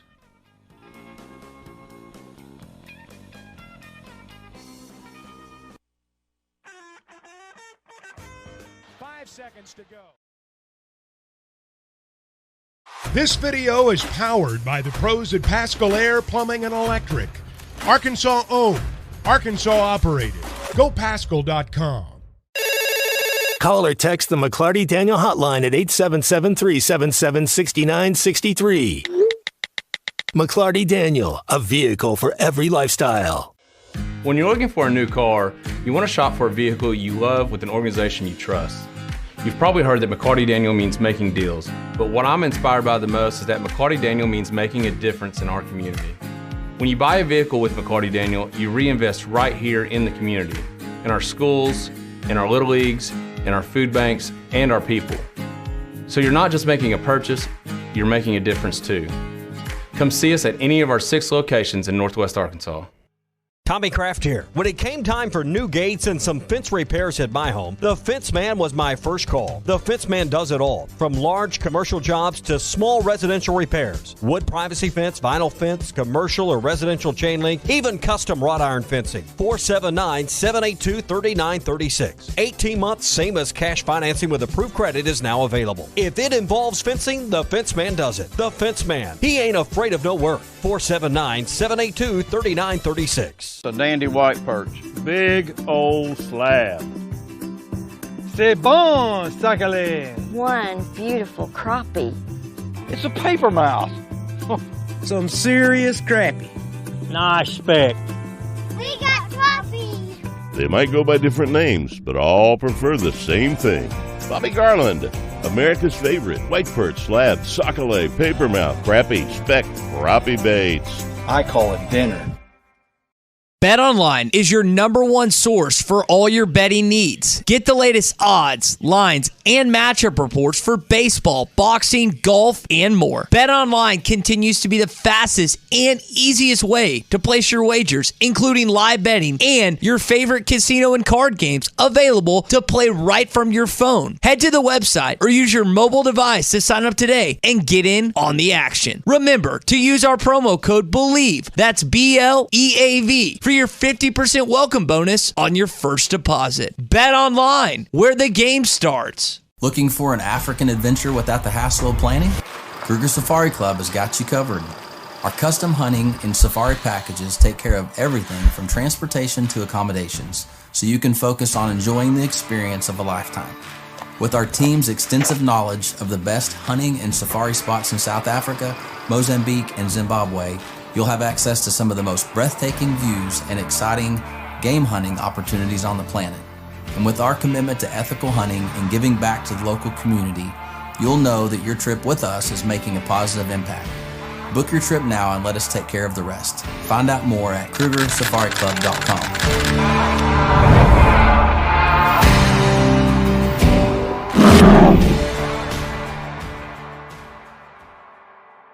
Are you looking for the best Razorbacks insight and analysis? Hell yes. How about listening to an Arkansas football legend? Matt Jones, all he does is make big plays. What's the voice of the Hogs have to say? Hey, what a great crowd last night. Don't forget about the Omahogs. The Hogs are going to Omaha. Matt Jones, Chuck Barrett, and Phil Elson, the best in the business on the Hit That Line Podcast Network. Go to hitthatline.com or search Hit That Line wherever you listen to podcasts. Don't forget to rate, review, subscribe, and share.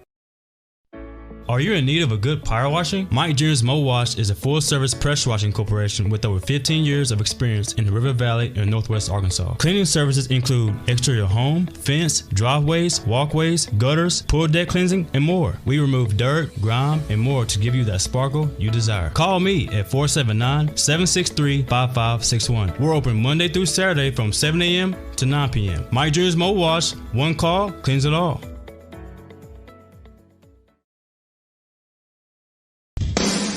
Madonna has gone from like a virgin to like a surgeon. You can try to nip and tuck from the curse of sin, but eventually death is going to win.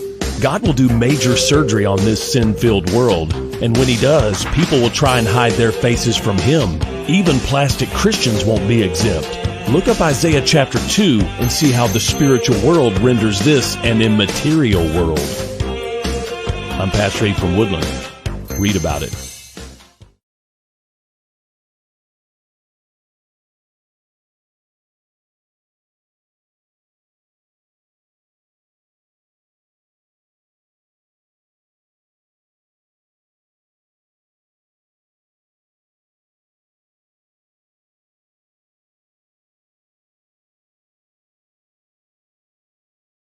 Decided toward the end of regulation when the Niners got down close enough, and I think they had a 4th and 3 maybe, and decided to go ahead and kick the field goal, which logic dictates you do that. But I just said to myself, Mahomes is going to come back and win this thing with a minute, 2 minute and a half, however many was left, 2 minutes, whatever.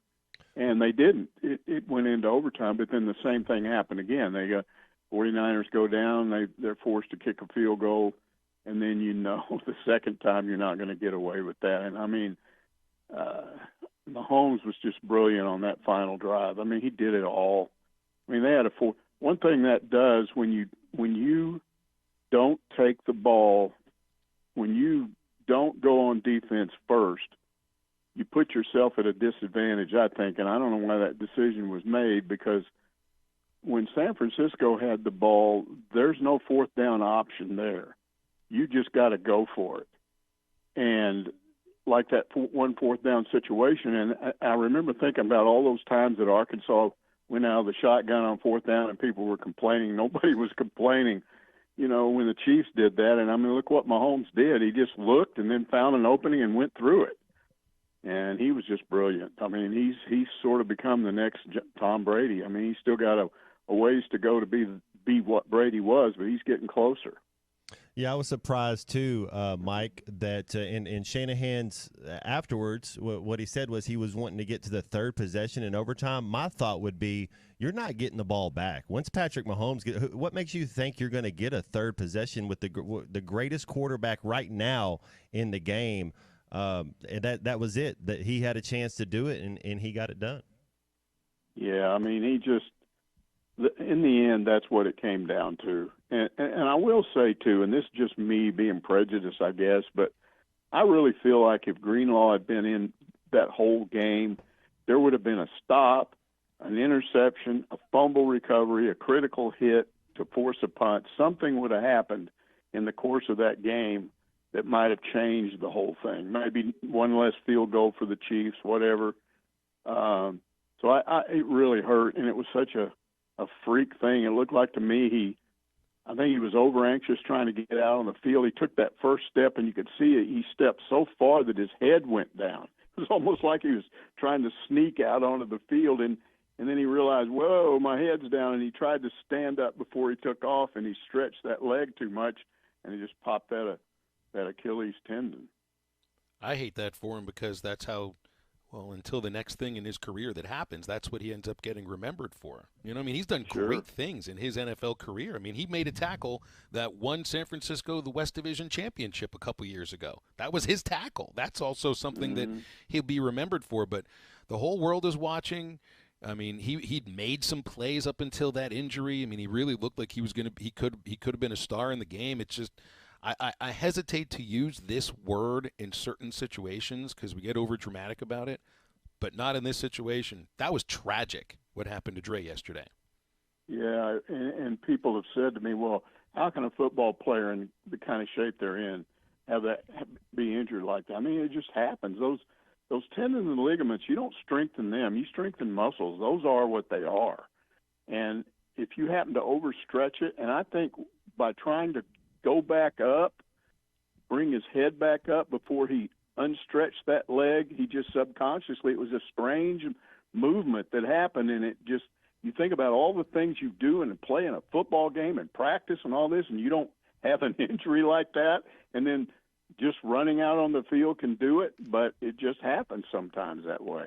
Yeah, Kansas City didn't have a 1,000-yard receiver this year, 15 points a game. Spags, I mean, that defense, this was definitely a defensive-led team. Hey, Mike, would you, if you're San Francisco and you got all these all-pros on this team, where do you rank Brock Purdy right now? Do you think he's better than Dak Prescott? Where do you have him in the NFC? Would you pay Brock Purdy to keep him there if you're the 49ers? Jeez, I don't know. He was okay. I thought the Chiefs really did a good job disguising their blitzes. That's when they really messed him up, is when they kind of came and he didn't see the blitz coming as quickly as it did. But I probably would, I don't know. I'm glad I don't have to make those decisions. I look at silly things like Kelsey, man. I mean, he look, the thing where he pushes Andy Reid, that's pro football. That stuff happens.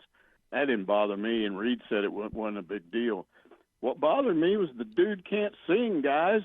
After the game, he gets up there and sounds like a bull moose that got shot in the butt with salt or something.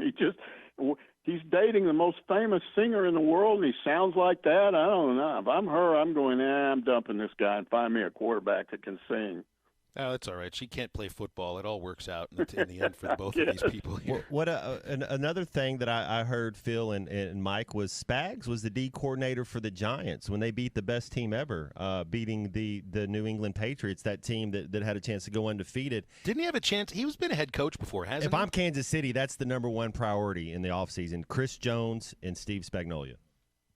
Yeah, well, if they want to continue, you can't just be – you can't rest where you're at. You're constantly trying to get better, but they are approaching, dynasty type situation. And maybe they're already there. And I mean, I like them. I like watching them. This particular game, it was just a Greenlaw thing, but it wasn't that bad for me to see them. It was just a fun game to watch. That was the main thing. I just didn't want it to be a dud. I've seen so many Super Bowls where you're, snoring halfway through. So. It was a great game. That's why I was so happy that Arkansas played well on Saturday against Georgia. Mike, oh, I yeah. mean, think of how many games you've watched this year, specifically in SEC competition, which it has literally been the word you just mentioned, a dud, and it wasn't even worth watching after the first 5 minutes. Now, they kept you on the edge of your seat, both in good and bad ways, but I'm just happy they won a game. I don't care how it happened. If they won the game 2-1, I think I'd have been pretty happy with it because losing sucks. Yeah, they had a decent crowd for that game. Georgia's a lower half SEC team. I think they're better than probably most fans realize, and they played their tails off. They played a really good. That's what impressed me was that Arkansas played. It's not like Missouri, which kind of blew up there in the second half. They played a team that played really well and came back and could have won. They took the lead with a couple of minutes to go.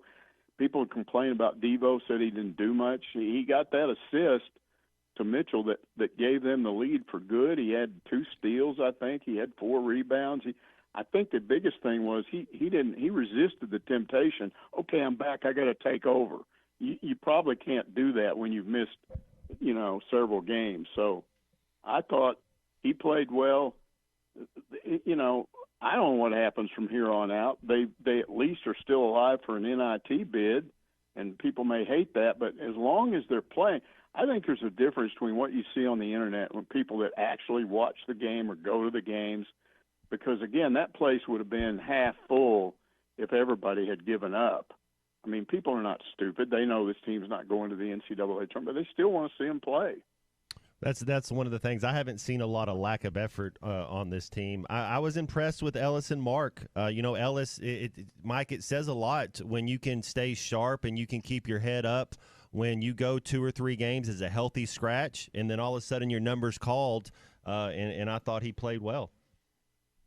Yeah, the word is he's gone back and forth with Musselman on some issues. I don't know. We're not there, so I don't know if that's true. But, he sits out some and then he's back. But I agree with you. I mean, it doesn't matter when it happens at this point. If he's back and he can help win, who knows? I mean, they got a huge challenge coming up on Wednesday night. That's going to be interesting to see. I just like to see him play Tennessee well, battle them rather than just getting blown out. Baseball starts on Friday, Mike. I'm not breaking news to you. You're well aware of this. Somebody keep getting asked, is this a team that can hit for higher average? Now, you kind of expect every year Arkansas has guys that'll hit the ball over the fence. They're going to smack him into the gap. But strikeouts have been an issue at times, certainly against very good pitching. That's been a problem. Now, they didn't lose in the regional last year because of hitting. It's just they couldn't stop TCU from scoring. But if there's been kryptonite to the Arkansas baseball team at times, it's been a lineup that can be a little bit inconsistent. Baseball will do that to you, but there's something about the makeup of the lineup right now that to me looks like they might have the ability to be a little bit more consistent, and maybe I just might be hoping here 5 days before we get it going. Well, and then you bring up that complaint that some fans have where they say Nate Thompson stresses the launch angle too much, trying to hit home runs. So you get runners on second and third with 1 out, and the next 2 guys strike out because they're trying to hit home runs. I haven't seen a lot of that in these scrimmages, maybe a little bit. They just look like they've got a diverse lineup with a lot of different people that can do different things. The thing that affects baseball a lot, Phil, and you know this, because there's a lot of injuries in baseball, and they've already had one, and it seems like they always do. But when you can replace, one guy with somebody that's about as good as he is, and when I started looking at every one of these infield positions, there's somebody back behind them that's at least in the preseason looked pretty good too. So you got a Stovall that goes out, you got a Peyton Holt. Somebody told me that DVH had said, there's a little bit of difference there defensively. Well, I still remember that one game, I think it was LSU, where Holt made that decision at second. He gets the ball from short, get the runner at second. He looks to first and realizes he can't pull off a double play, but he sees the runner over at third that had gone to third too far off the bag, and he throws over there and throws him out. That was an amazing play and awareness by a guy that didn't start playing until, I guess, May of last year. So they've got diversity. They got all these guys at catcher. They've got some diversity in the outfield. You just think there's options there. If somebody's not doing what they need to do, or if they get hurt, DVH can go to a backup. Irrespective of anything that goes on the team, fan base needs this baseball season to be good. It has not been a really great start, first half of this athletic calendar. So, look, you got other sports that are coming up here too. Women's basketball right now, they look like they're on the bubble for the tournament. Softball might be really good. Gymnastics might be really good. Baseball's the one that everybody's going to kind of lean on in the spring. And if they don't have if baseball doesn't live up to the hope and expectations, you'll look back at this year as just a huge disappointment overall. I even ran into some people that were mad about softball because they won those first 4 games, but they got into that game with Penn State. You get into extra innings, you get to put the courtesy runner on second in extra innings. And so, they successfully bunted the runner over to third, and then the next 2 strike out. And then, Penn State does the same thing, but they bunt their runner over and promptly get a base hit. And it's like, okay, you're not hitting in critical situations. And that's one game. But it was like, I hope this doesn't happen to baseball. People are at the point where even one game can get them freaked out a little bit. Mike, we'll leave it there. Appreciate you hopping on these Mondays. Thank you very much. We're off next week because of baseball, okay? Okay. I'll see you guys in 2 weeks. Thanks, Mike. Yeah, that's right. We barely have a show next Monday. You got a Friday game, Saturday, Sunday, and the ever rare Monday noon college baseball game next week. Yeah, who knows if that'll be a doubleheader or not. Are they in Arlington, or are they up there on the hill? No, we'll be on the hill this weekend, and then the series at the Texas Rangers Stadium is the following weekend. Okay, yeah. So hopefully the weather holds out at Balm this weekend. I saw that there's a chance for rain for Friday. Might be a little chilly Saturday, Sunday, and Monday, but shouldn't have any problem getting those games in. Friday, I don't know. Opening day might not be the nicest day, but it's only Monday. We'll see if that changes as the snow continues to fall in Fayetteville. And halftime is right back after a quick break.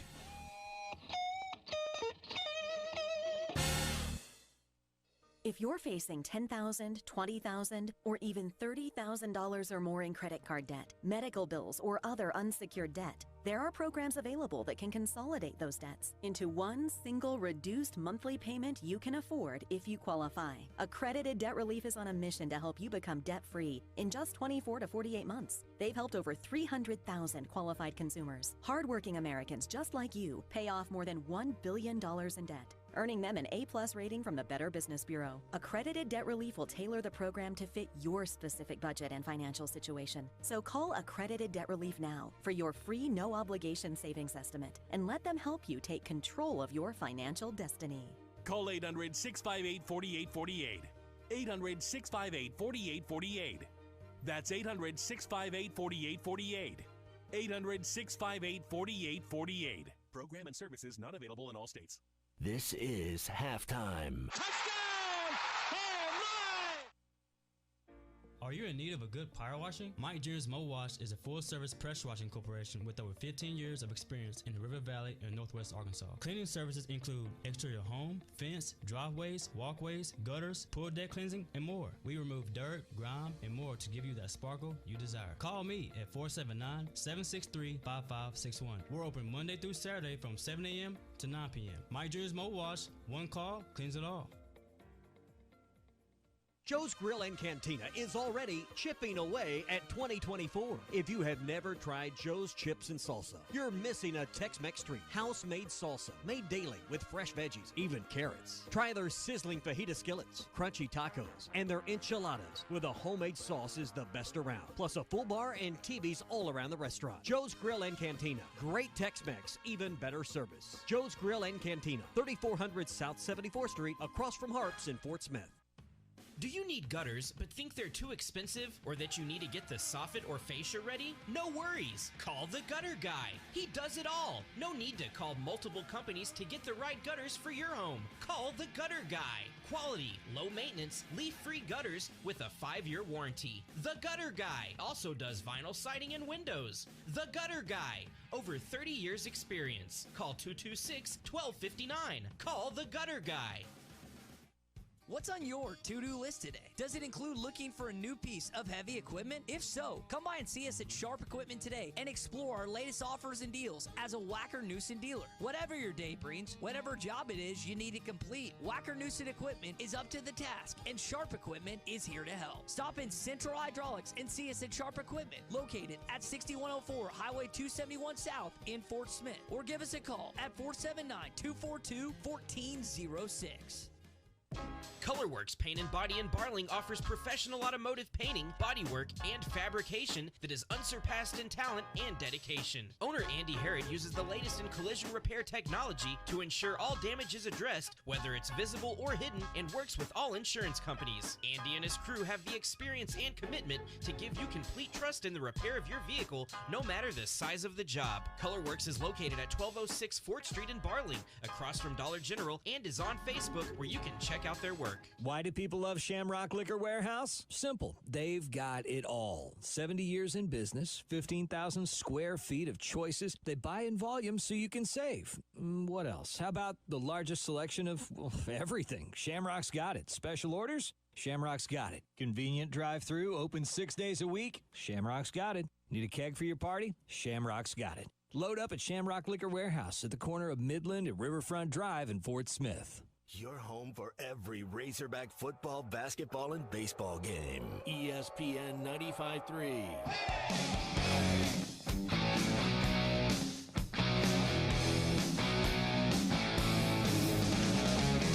Can't explain all the feelings that you're making me feel. My heart's in overdrive and you're behind the steering wheel. Touching you, touching me, touching you, got you touching me. I believe in a big cold love, just a turn of my heart. Make sure to follow Halftime on Twitter at HitThatLineAR and on Facebook and Instagram at HitThatLine. Call or text ESPN Arkansas on the McClarty Daniel Hotline, 877-377-6963. Now back to Halftime with Phil Elson and Matt Jones. Matt, you know how you mentioned you think Steve Spagnuolo will be the next head coach for Kansas City? No, not the next head coach. Oh, I just meant that's who you got to lock up. As far you got to as lock him up. You want him and Chris Jones would be the first two people I'd be giving extensions to. Ryan in Prairie Grove texted in, thinks Spags will stay for when Andy retires. Steve Spagnuolo was the head coach of the Rams for 3 seasons and then stepped in 2017 for the Giants after a firing. His record as a head coach, 11-41. He's not a head coach. But then again, I mean, he had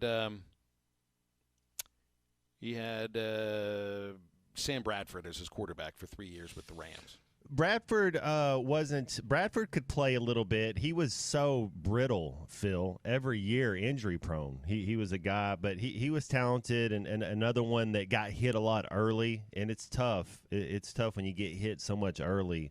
to stay in the pocket and still develop. Helps when you have a great quarterback, doesn't it? Bill Belichick won 2 Super Bowls with the Giants, defensive coordinator. He was not a successful head coach with Cleveland.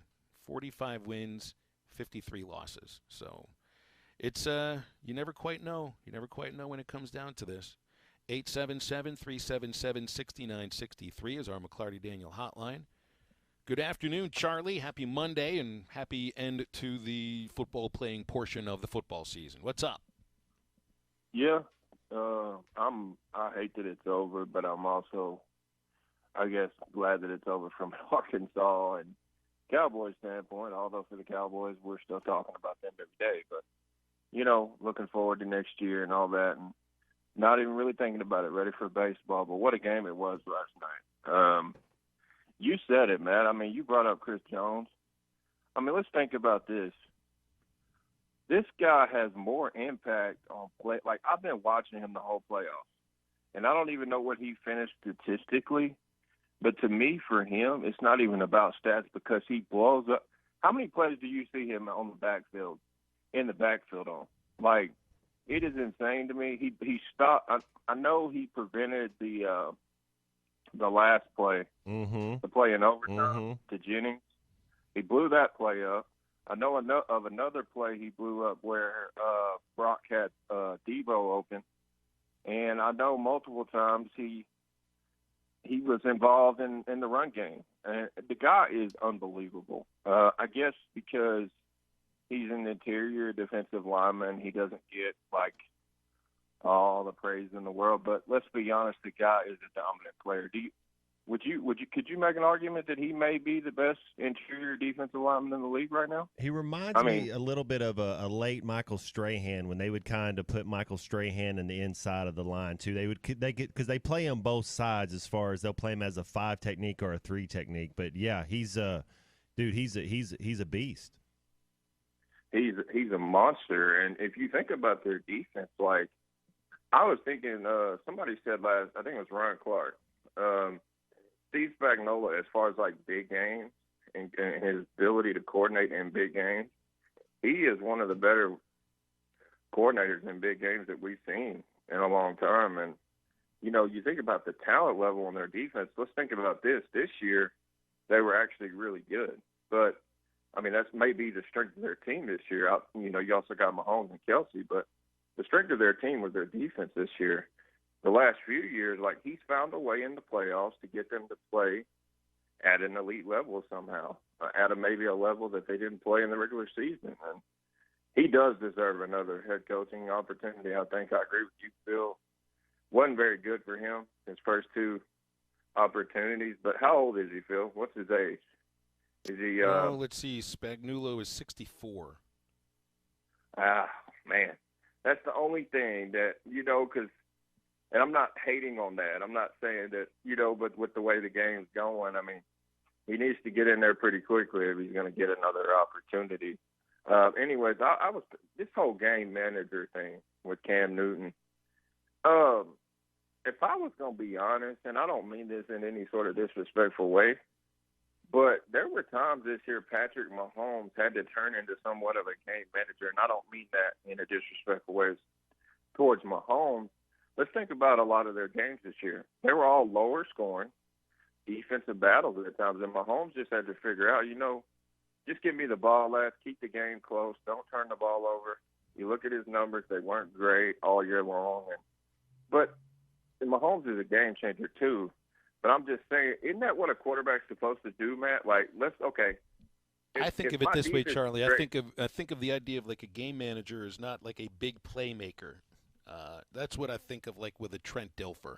That's what I think of with a Brad Johnson. All the the guys that have won Super Bowls that weren't otherworldly quarterbacks. But then again, I mean, Dilfer was a first overall pick, so he had all the tools. But it's like I don't think Brock Purdy is just a game manager though. I think he's made some plays. I just think that Mahomes, he's the guy that no matter what has happened in the first 3 quarters. If he's got the ball the last drive and they got a chance to win, he's going to make the plays you got to make. That's what that last drive was all about in overtime. That's what it was like getting them into field goal position to send it to overtime to begin with. You're built differently. Look, if you're an NFL quarterback, you're really good at what you do. If you're in the Super Bowl, I don't care if you were the last person picked. You're really good at what you do. There's a difference, though, Matt, when it comes to that last drive. And Mahomes, that's one of the things that separated Brady. And when it happens in the Super Bowl, that's why Montana is who he is. You got to make plays to get there. I don't care how good the rest of that team is. If your quarterback doesn't make plays, you're not going to make it to the Super Bowl.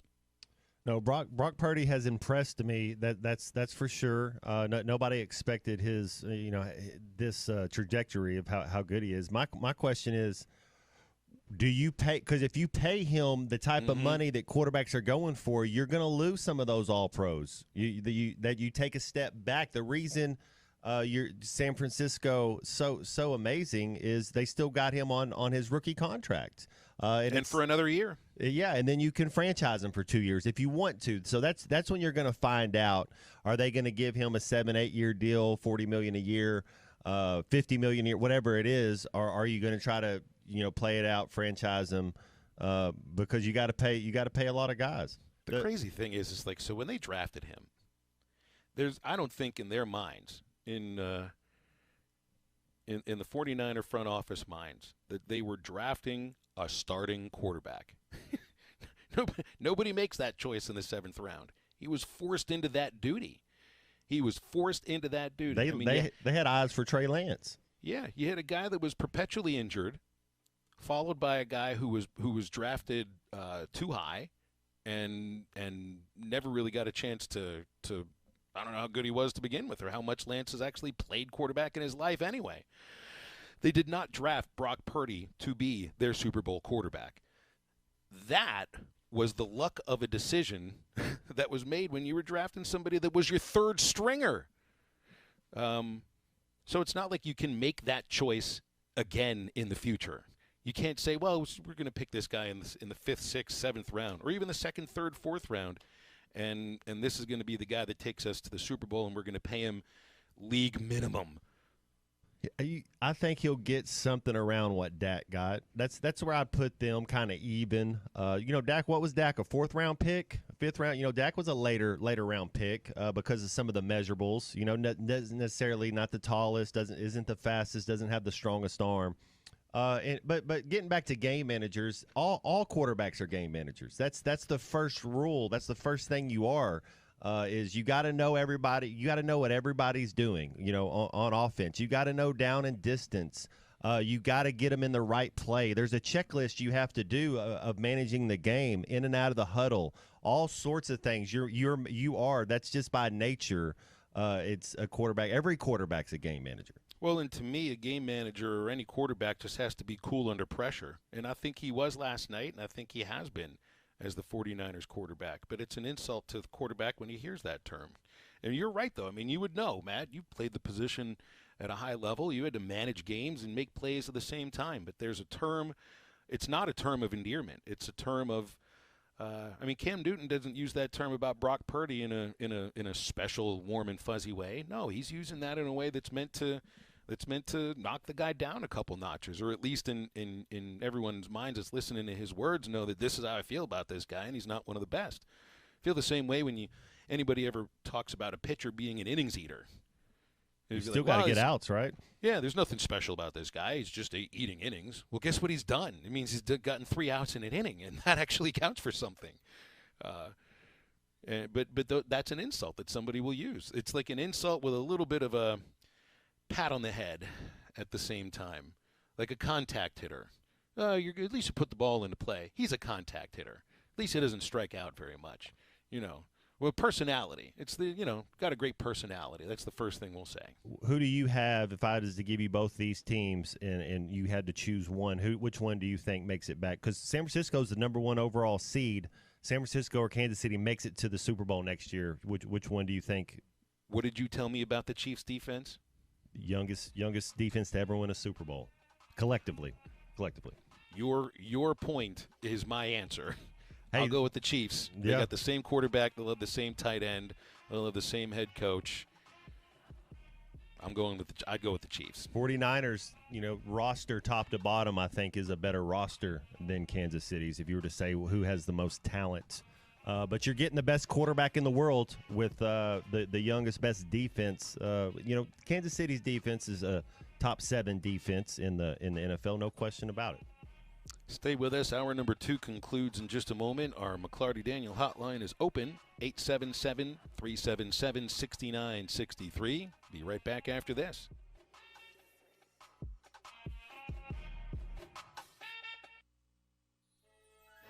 I know we're always on the go, heading to Fayetteville, Little Rock, Oklahoma City, and you need a place to fill up. But not just for gas. I need snacks, drinks, and a restroom that doesn't make me throw up. That's why my new favorite pit stop is Jam Mart number 10, located at 6201 Grand Avenue on the way out of town. I can't stop by without getting something from their hot box or a fresh-made burger. That's Jam Mart number 10, located at 6201 Grand Avenue in Fort Smith. At Shelter Insurance, we believe insurance should adjust to fit your needs. We work to design an insurance plan that's particular to you. Insurance that fits just right. And Shelter Insurance ranked #1 in customer satisfaction among auto insurers in the Central Region 5 out of the last 6 years by J.D. Power. Satisfied customers and a plan for you. Ready to check us out? For J.D. Power award information, visit jdpower.com/awards. See Agent Randy Milam in Alma or Agent Brandon Zimmerman in Barland. With over 40 years combined experience, the team at the law offices of Craig L. Cook understand the definition of work, real work, working for you. Whether you've been injured in an auto accident, on the job, a victim of nursing home negligence, or need help navigating bankruptcy, Social Security, wills, trusts, estates, or family law issues, Craig Cook will go to work for you. Call us today, 479-783-8000. The law offices of Craig L. Cook, with locations in Arkansas and Oklahoma. We work for working people. Remodeling your bathroom? Don't let your imagination be limited by out-of-the-box shower doors or tub enclosures. Arkansas Glass and Mirror is your local source for all things glass, including plexiglass, mirrors, and shower doors since 1964. Arkansas Glass and Mirror has more selections, better prices, and the experience to help you build the shower of your dreams. They also have the only showroom in the area to help you create those dreams. Professional installation and professional service. Only at Arkansas Glass and Mirror, 1316 South Zero, Fort Smith, or online at arkansasglassandmirror.com. Do you need an oil change but don't have time to drop off your car? S&J Express Lube will let you sit in your car while they do the work, and it only takes about 15 minutes with no appointment needed. Prices start at $35.99 for a 20-point inspection service. S&J Express Lube is open Monday through Friday 9 till 6 and Saturdays 8 till noon. You'll find them at 14818 Highway 71 South in Jenny Lynn. Check them out on Facebook too. S&J Express Lube, your authorized Castrol dealer in Sebastian County. They are waiting on you now. Are you in need of a good power washing? Mike Jr.'s Mo Wash is a full-service pressure washing corporation with over 15 years of experience in the River Valley and Northwest Arkansas. Cleaning services include exterior home, fence, driveways, walkways, gutters, pool deck cleansing, and more. We remove dirt, grime, and more to give you that sparkle you desire. Call me at 479-763-5561. We're open Monday through Saturday from 7 a.m. to 9 p.m. Mike Jr.'s Mo Wash, one call, cleans it all. Husbands, sons, daughters, honor your wife or mother for Mother's Day at the inaugural Mystery at the Fort Legacy Ball, benefiting Heart to Heart Pregnancy and Family Care Center on May 11th at the U.S. Marshals Museum. Buy your tickets today for this 1940s mystery dinner, coupled with an exciting night of investigative entertainment and lively dancing with the band Who Shot JR. For more information, call 479-452-2260. At A&P Auto Sales, we take pride in the way we do business. We focus 100% on our customers and believe car buying should be a fun, hassle-free experience. We will work with your budget and offer a dependable car at a price you can afford. Bank financing is available with approved credit, or cash is always accepted. Hop on over to 1202 Fayetteville Road in Van Buren and choose from a wide selection of cars, trucks, and SUVs. Contact us today at 353-1246 or check us out online at apautosales.net. Find your next car at A&P Auto Sales in Van Buren. Your home for every Razorback football, basketball, and baseball game. ESPN 95.3.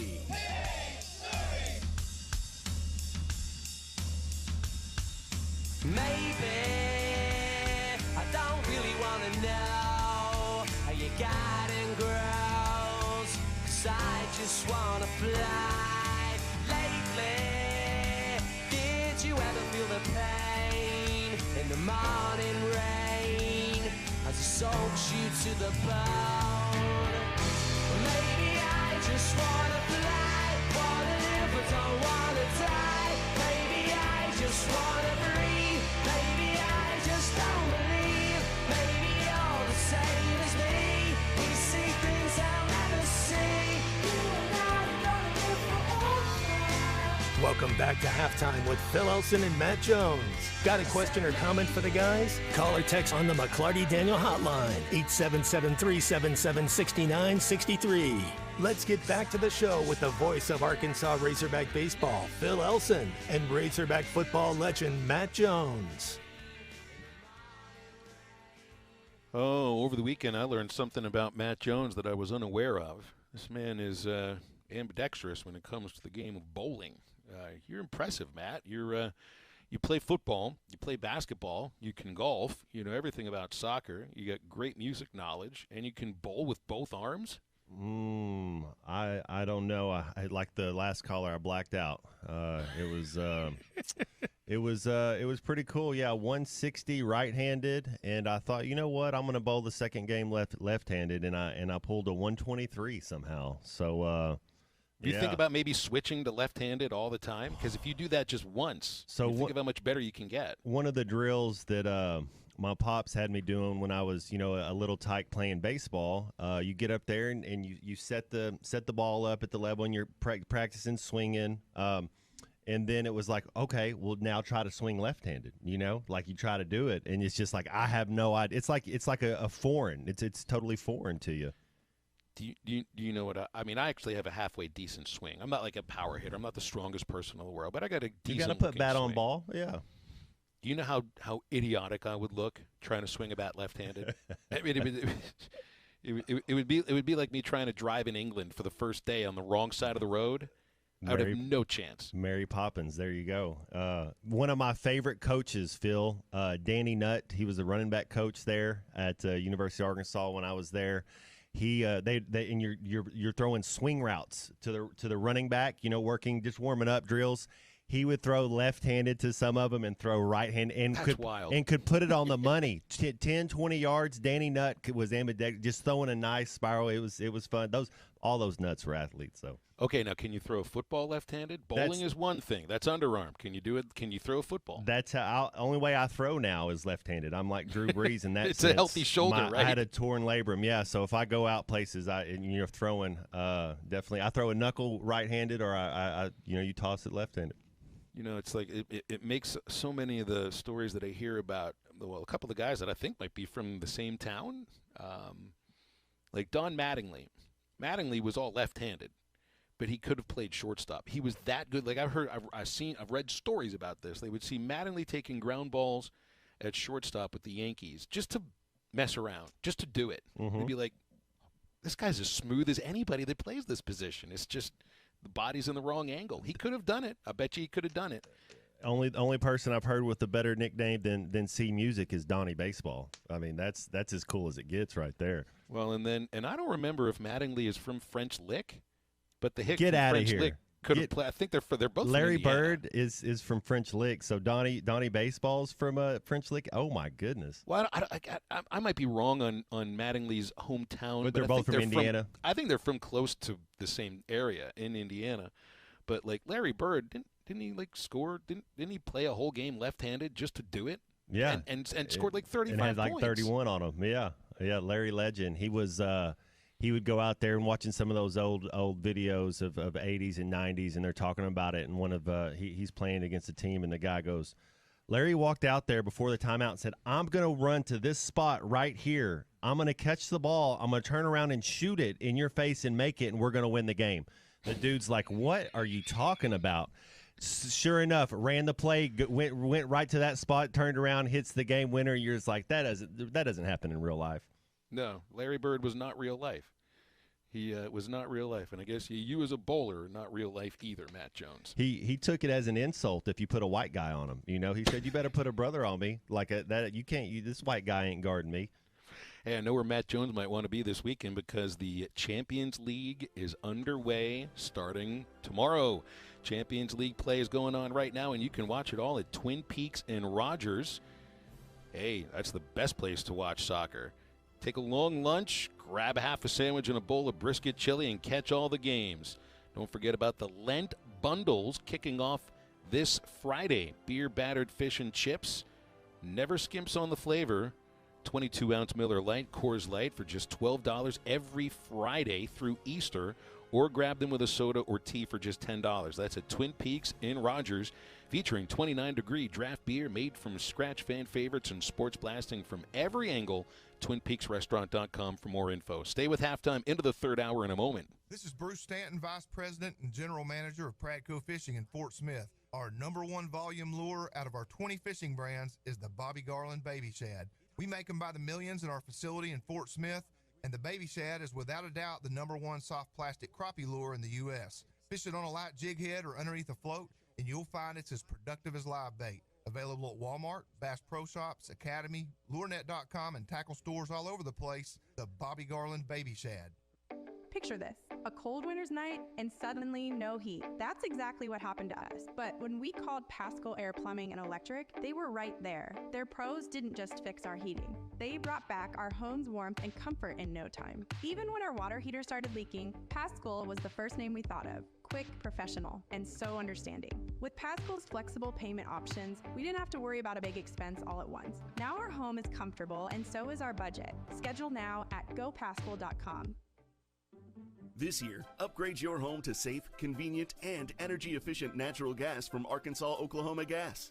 Skip the prepayments and delivery issues, and enjoy the peace of mind knowing that your natural gas is always there when you need it. And we can help make converting your home easy and affordable too. For heating, hot water, cooking, and more, it's time to upgrade to safe, reliable, and energy-efficient natural gas. Visit AOGC.com to learn more. AOG, energy for life. Clogs? Nobody wants a clog. Westart Plumbing knows that clogs are a serious issue. They can signal that bigger problems are on the way. So contact Westart Plumbing while the problem is small. Slow shower and sink drains, gurgling toilets, and outside cleanouts making a mess? Call 479-646-5151 today. Westart Plumbing and expert drain cleaning since 1993. They keep you flowing. If you have slow drains or high water bills, call Westart Plumbing and expert drain cleaning service. 646-5151.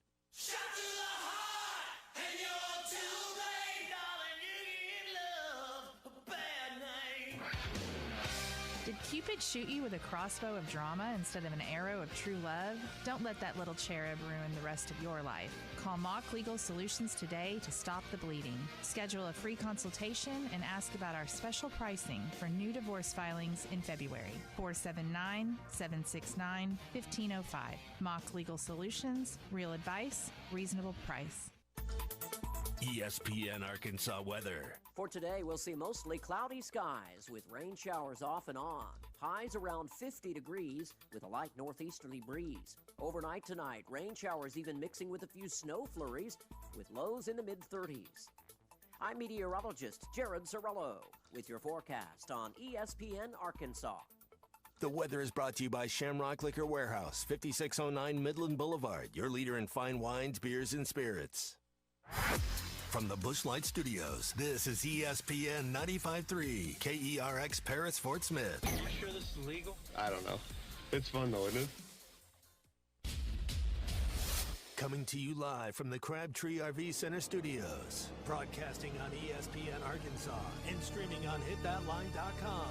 We got a good one tonight. You got a team in here that doesn't respect you.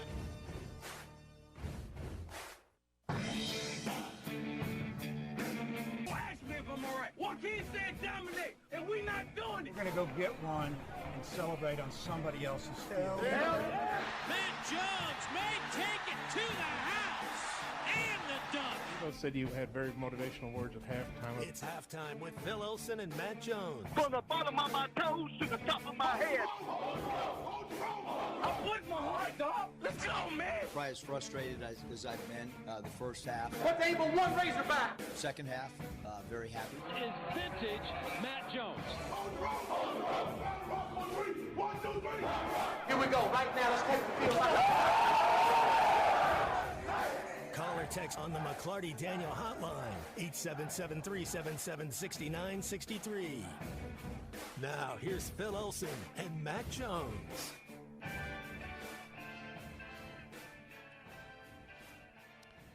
It is hour number 3, halftime here on this Monday after the Super Bowl, and 2 days until Valentine's Day. Do we treat Wednesday as an anti-Valentine's Day and play songs that don't have anything to do with love? That might actually have more to do with breakups. Scarlett Johansson. I mean, it was a who's of cast. Ashton Kutcher, Jessica Alba, Queen Latifah. It was your theme. It was anti. Was it a Friends with Benefits? Is that the name no? of that That's movie? Justin Timberlake and Mila Kunis. But it was a Valentine's Day movie. Jennifer Gardner might have been. I mean, it was just everybody that you can think of. Who's the Lopez, the Mexican actor? Mario. No, the other one, the older guy. That's the comedian. He's in it. He's pretty funny in it. I just can't. His name slips me for some reason. But somebody out there. But that was. Yeah, that was kind of your theme right there. Yeah. Well, we just need to make sure that we can meet the needs of our listeners on Wednesday. It's like for every person out there that has the Valentine and wants to celebrate with that man or woman, there's probably another person out there that is looking at the holiday just a little bit different. I don't know if I use the term holiday for this, because for me, a holiday is something you get off work for. George Lopez, Phil. Oh, all right. Yeah, I remember George Lopez. But anyway, Scott got that one right, yeah. Let's check some of the headlines here. I'm assuming a lot of this is going to be about what's happened in the Super Bowl. Mahomes says three-peat will be legendary. I thought he referred to last night's win as legendary, too. He did. I'm pretty sure he did say that once he was there to talk with Jim Nantz. And that last drive is legendary, so that certainly does fit the terminology. But a three-peat wouldn't just be legendary, Matt. I mean, it would be something that's never happened before. I'd have to go back and check it. I don't know if the Packers had a three-peat before the Super Bowl era. I don't know if the Lions did. Yeah? I was going to say they did have some, like in the AFC, NFC before it was the Super Bowl. Yes, there were some three-peats. Yeah, that would be different than legendary. That would be to me, there's a difference between something that's legendary and something that's never happened before, a first-time thing. That would remember when the Lakers there aren't the Lakers, the Pat Riley Lakers. That's the group that I think trademarked the term three-peat. No, it was the Chicago Bulls, but Pat Riley trademarked it. The first three-peat that the Chicago Bulls went through, Pat Riley got that trademarked, and he makes a dime off every three-peat. Yeah. Well, because he had coached the Lakers to back-to-back NBA championships, and then they lost to the Pistons, I think, is the team that beat them on the way out. So maybe they'd have to throw a little money in there towards Patrick Riley. Niners players didn't know the overtime rules. I think there's a lot of people that didn't know the overtime rules. I love how the referee said at the second coin flip last night. He said something I'd never heard before, and I guess this tells you that these were different rules. He said, "We're starting a brand new game." He said it's a totally new game. This is, and that to me is also as like, well, you get 4 quarters in a game. It's just a matter of when you score and how that ends the game. But it looks like this was all news to the 49ers. Eric Armstead, defensive lineman, said, "I didn't even know about the new playoff overtime rule, so it was a surprise to me. He didn't know what was going on there." And the name of that movie is Valentine's Day, and your girl Tay-Tay's in it. Check out this cast, Phil. I mean, Julia Roberts, Jamie Foxx, Anne Hathaway, Jessica Alba, Kathy Bates, Jessica Biel, Bradley Cooper. But that's your thing. They're anti. It's called Valentine's Day, but it's a total anti-Valentine's Day. Like okay, so it's not the American answer to Love Actually. I've never seen Love Actually. Yeah, I don't know who's in that. Who's in that? Well, you're making me look up. Okay. Well, it's all good. I've never. Is that like a Natalie Portman or Keira Knightley? Yeah. It's a Christmas movie. It's Hugh Grant, Emma Thompson, Colin Firth, Liam Neeson, Keira Knightley. A bunch of British actors. Yeah. So to me, that sounded like the American answer to it. But no, Love Actually is really like a cutesy love story. This one you're talking about, it's not cutesy. It's like celebrating the anti-feeling of Valentine's Day. Yeah, I mean it really is. It's kind of, it has some humor in it. It's all right. Deshaun Foster will be the new UCLA head football coach. Former star player, longtime assistant, had been the Raiders running back coach. He had just taken that job, and now he's going to be the UCLA head coach. That's interesting. He'd worked under Kingsbury, Jim Mora, and Chip Kelly, played under John Fox in a Super Bowl with the Panthers, and according to the article here, they're viewing him as a modern CEO coach who can identify and develop players. Chip Kelly in 6 years, I mean, they were okay, but that's writing on the wall for maybe what UCLA fans or that program might expect now in the future, because I never viewed UCLA as a bottom-of-the-barrel football program. I didn't view them at the top of the Pac-12 like Washington or Oregon or USC, but I also didn't put them kind of, at the level of where Arizona was before this year, or Arizona State.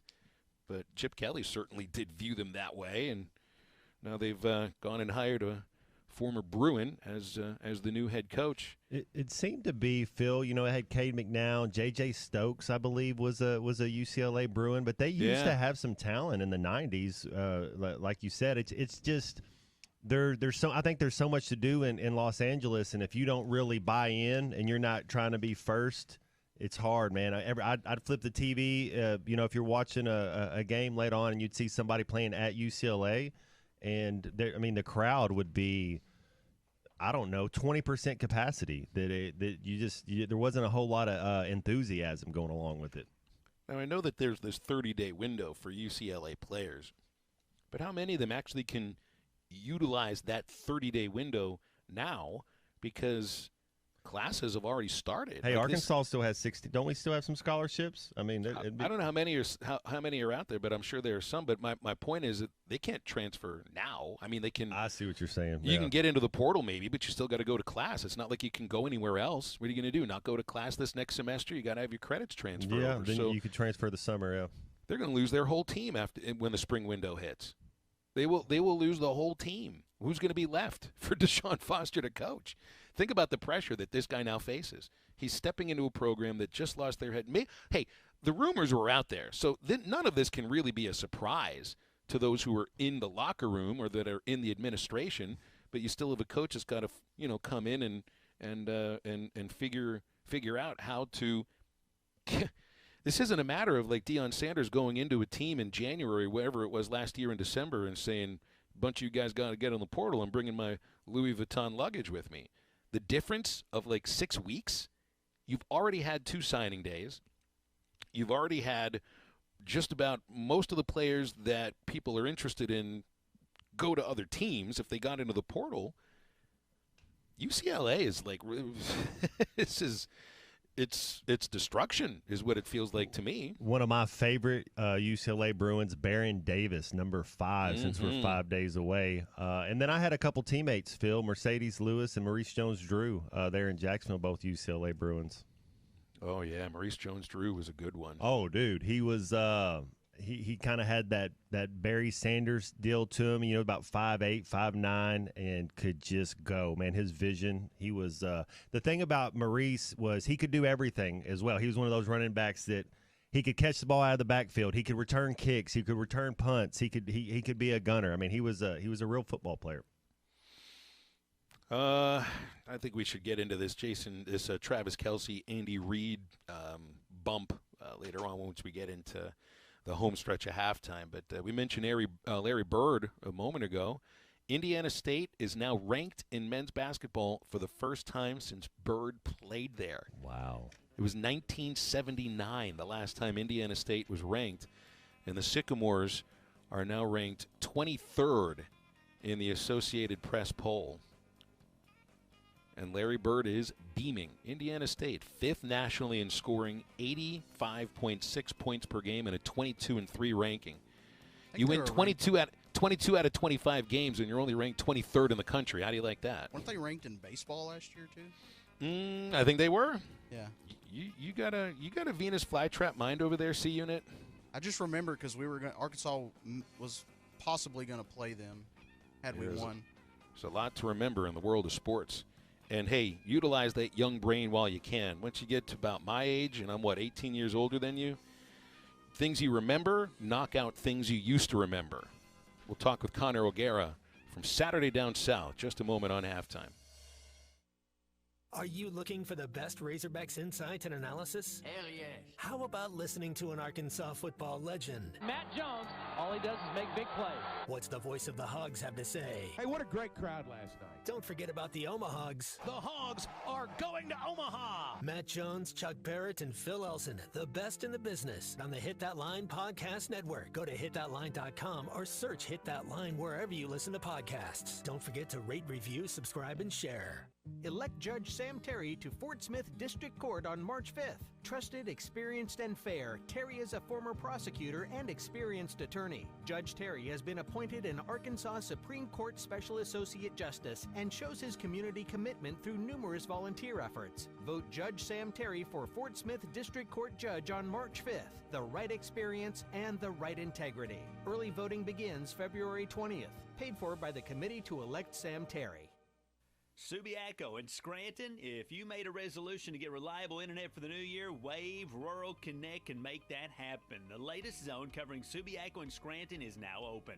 Make this New Year's resolution come true with internet, TV, and phone service from a local provider you can trust. Order online at signup.waveruralconnect.com or phone 1-833-492-8372. Arkansas Valley Electric and Wave Rural Connect, changing the communities we serve.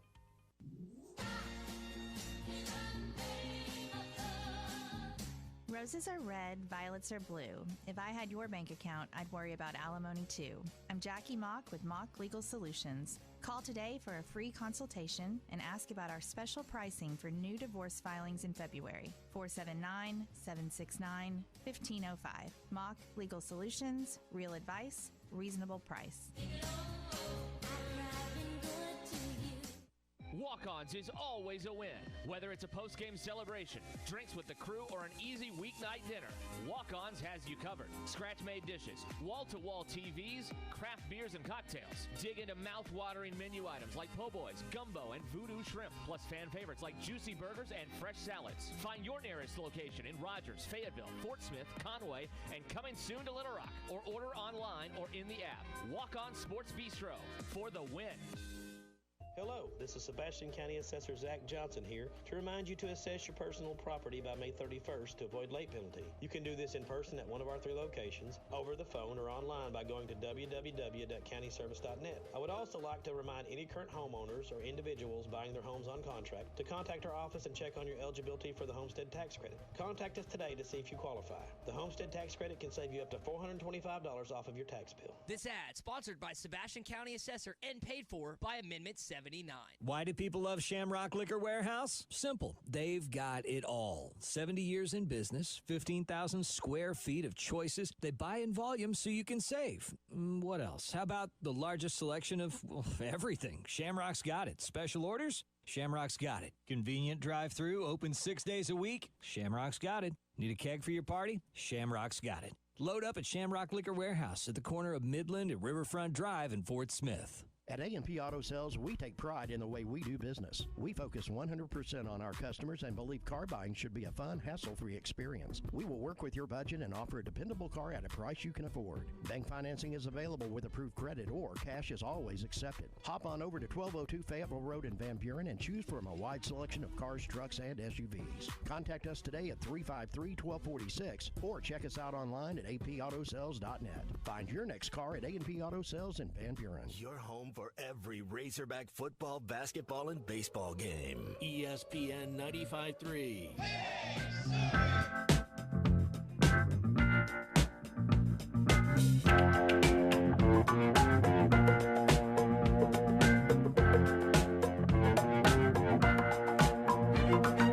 I believe in miracles. Where you from? You sexy thing, you. I believe in miracles. Since you came along, you sexy thing.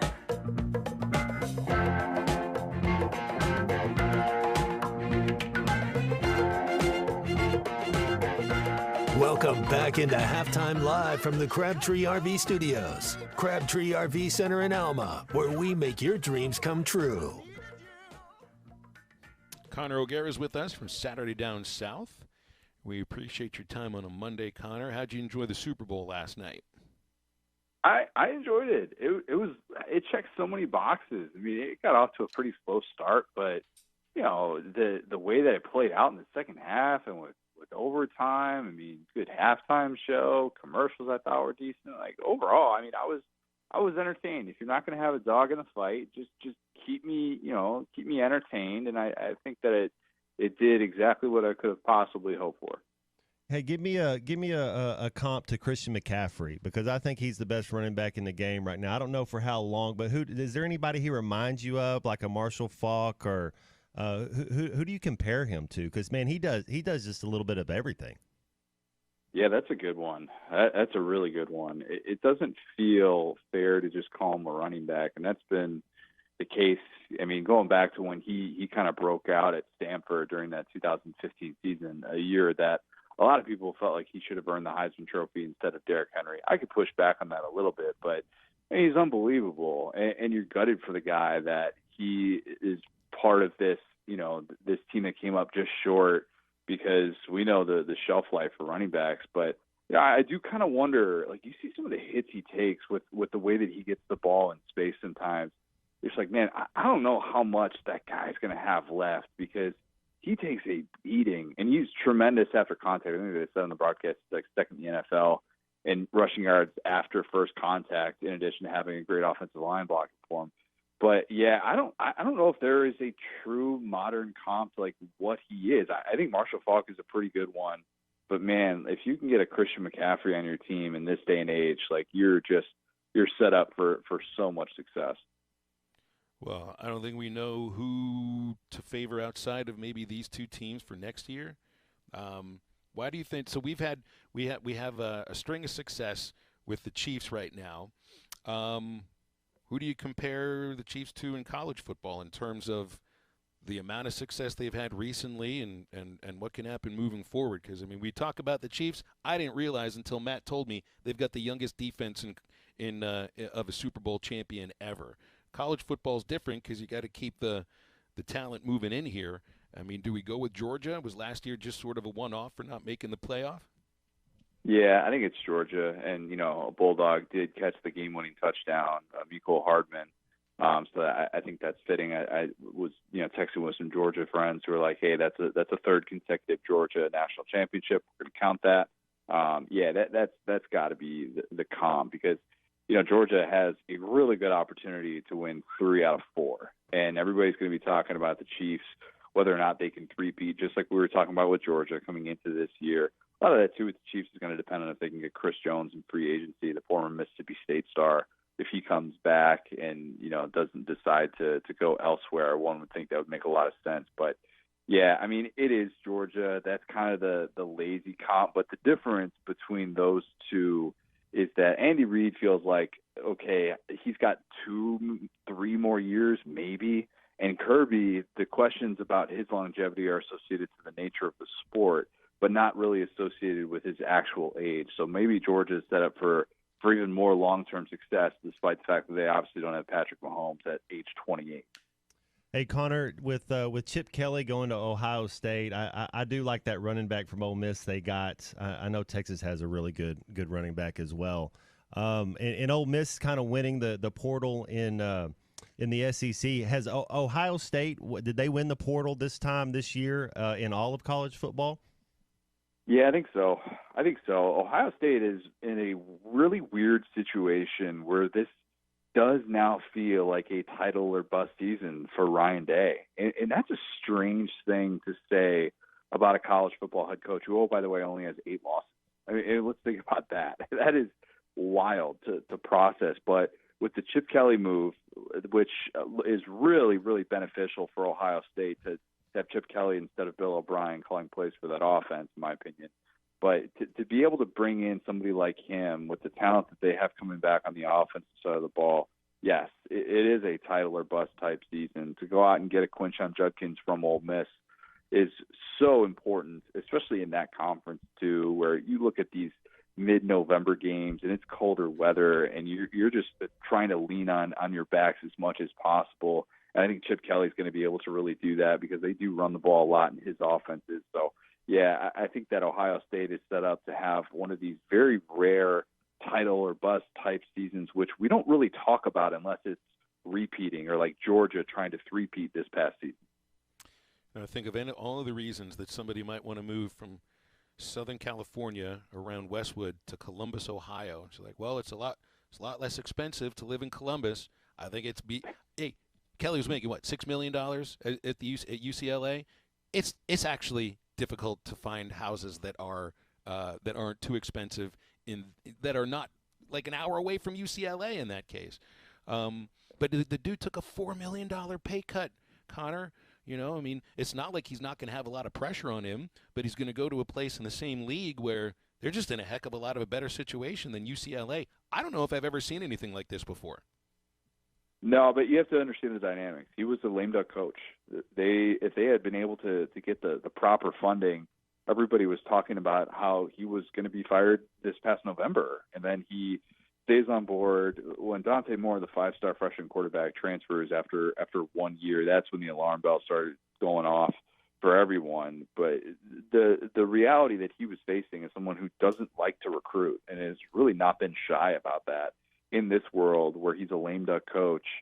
He looked at this as trying to control his next step, and there were reports that he was even willing to take that Iowa offensive coordinator job, which would have been incredible if Kirk Ferentz in this entire process to replace his son ends up with Chip Kelly, but obviously that didn't happen.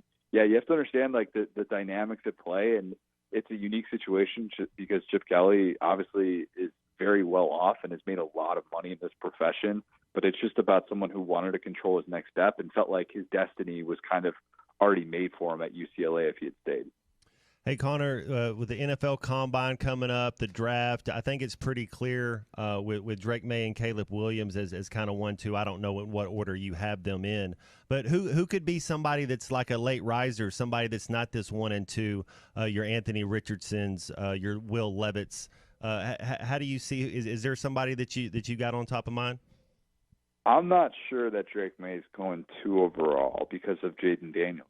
I think that – what he has done this past season is beyond what I certainly thought was possible, what a lot of people thought was possible, even LSU people.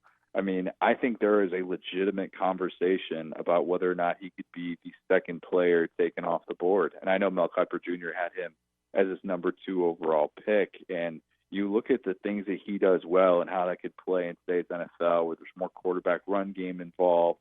You give your quarterback a little bit more freedom to do those things. Like his ability to process, it was so unbelievably high. And the way that we saw him take that next step this past year was what said to a lot of NFL people, this guy gets it and he can run a highly successful NFL offense. Now it's quarterbacks, so it's still all about whether or not these teams fall in love with you. But I mean, Jaden, I think checks so many of those boxes. And if he ends up being that number 2 overall pick, just behind maybe my Bears taking Caleb Williams, I don't think it should be considered a stunner with how good he was this past season. Let's wrap up on a thought on the situation at Alabama with Ryan Grubb, who had followed Kalen DeBoer from Washington to Alabama, is now headed back to Seattle, but as the Seahawks offensive coordinator. I mean, this had to have just come out of left field, no matter if DeBoer and Grubb are great friends and worked together all these years. There's no way that he would have brought him over to Alabama if he thought he was going to leave for any other job. And it's wild because they had to do everything they could to keep some of those kids staying there. And now I think the portal's closed and they're looking for a new OC.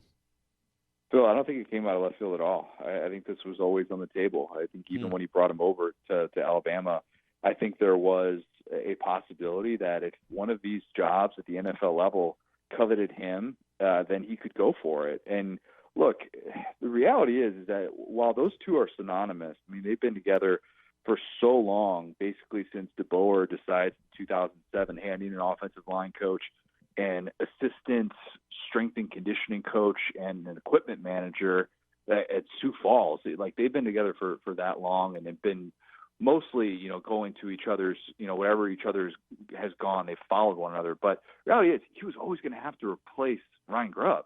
If Ryan Grubb was good at Alabama, he was going to get a bigger and better job.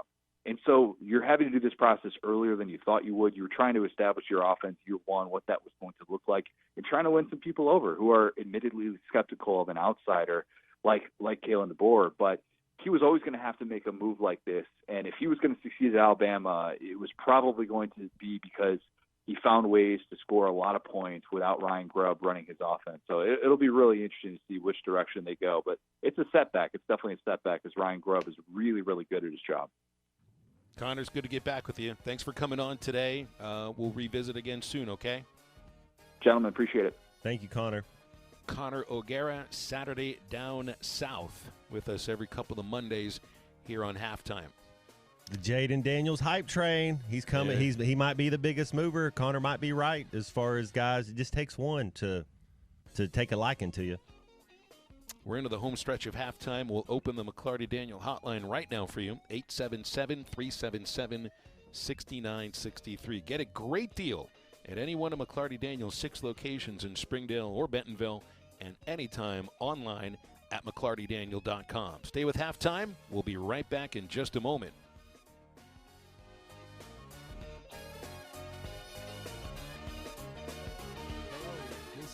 Cowan at KC Insurance, and I just wanted to tell you all about plans that we have for Arkansans. It's through the Affordable Care Act, formerly known as Obamacare. Most Arkansans can qualify for a plan for $10 a month premium or below. We are located at 912 Highway 6265 North in Harrison, Arkansas, in the Ace Hardware Shopping Center. Give Ricky Cowan a call at 870-517-1207. Thank you. Life insurance. Why are you putting it off? Can't afford it? Too much hassle? Think you don't need it? There's lots of excuses for putting off life insurance. But if you weren't there, who would pay the mortgage and other bills? With Ethos, you could be covered in 10 minutes and boom, family protected. Ethos, fast and easy online term life insurance. Up to $2 million in coverage with no medical exam. Some policies as low as $1 a day. Answer a few health questions and get your free quote at getethos.com. That's getethos.com. You're listening to Halftime Live from the Crabtree RV Center studios. Crabtree RV Center, where RVing is life. At Southern Tire Mart, we look out for you and your vehicle. Come visit us for America's most trusted brands like Michelin Tires and top-of-the-line service. You can depend on Southern Tire Mart and Michelin Tires to keep you rolling. Come see us at Southern Tire Mart, just off I-540 exit 14 in Fort Smith, for Michelin tires that fit your needs and service that cares for you like family. Tommy Kraft here. When it came time for new gates and some fence repairs at my home, the Fence Man was my first call. The Fence Man does it all, from large commercial jobs to small residential repairs. Wood privacy fence, vinyl fence, commercial or residential chain link, even custom wrought iron fencing. 479-782-3936. 18 months, same as cash financing with approved credit is now available. If it involves fencing, the Fence Man does it. The Fence Man. He ain't afraid of no work. 479-782-3936. Let's see. Leaky faucet Tuesday. Water flooding the yard. Better put that down for the middle of the month when the bills aren't due. Honey, what are you doing? Planning our plumbing problems, of course. You can't plan our plumbing problems, but you should plan our plumber. What do you mean? Like all important contacts, I keep Westark Plumbing in my phone. They're always there when we need them, and they don't overcharge since they know we don't plan our plumbing problems. Here, honey, here's their number. 646-5151. Thanks, babe. Westark Plumbing. We keep you flowing. The Hangout, Fort Smith's newest fitness center. Over 8,000 square feet of 24-hour fitness. Indoor pickleball, tennis, and racquetball. Looking for help with your fitness needs? The Hangout has group and individual fitness training, with more options coming soon. The Hangout, 5400 Gary Street, or thehangoutfs.com. Pickleball leagues forming now. Be a part of something different, something better that Fort Smith is needing. Fitness, sports, and more. Let's hang out. Remodeling your bathroom? Don't let your imagination be limited by out-of-the-box shower doors or tub enclosures. Arkansas Glass and Mirror is your local source for all things glass, including plexiglass, mirrors, and shower doors since 1964. Arkansas Glass and Mirror has more selections, better prices, and the experience to help you build the shower of your dreams. They also have the only showroom in the area to help you create those dreams. Professional installation and professional service. Only at Arkansas Glass and Mirror, 1316 South Zero, Fort Smith, or online at arkansasglassandmirror.com. Before you buy that next car or truck, stop by Broadway Motors in Van Buren. The best of the best for 2 straight years. Michael and his team offer the best prices on the best quality pre-owned vehicles in the River Valley. They invite you to stop by and check it out for yourself. Or if you prefer to check out their inventory online or even do your financing online. Michael has built his reputation as a husband, father, and owner-operator since 2006. Broadway Motors, 806 Broadway in Van Buren, or online at BroadwayMotorsAR.com. Your home for every Razorback football, basketball, and baseball game. ESPN 95.3.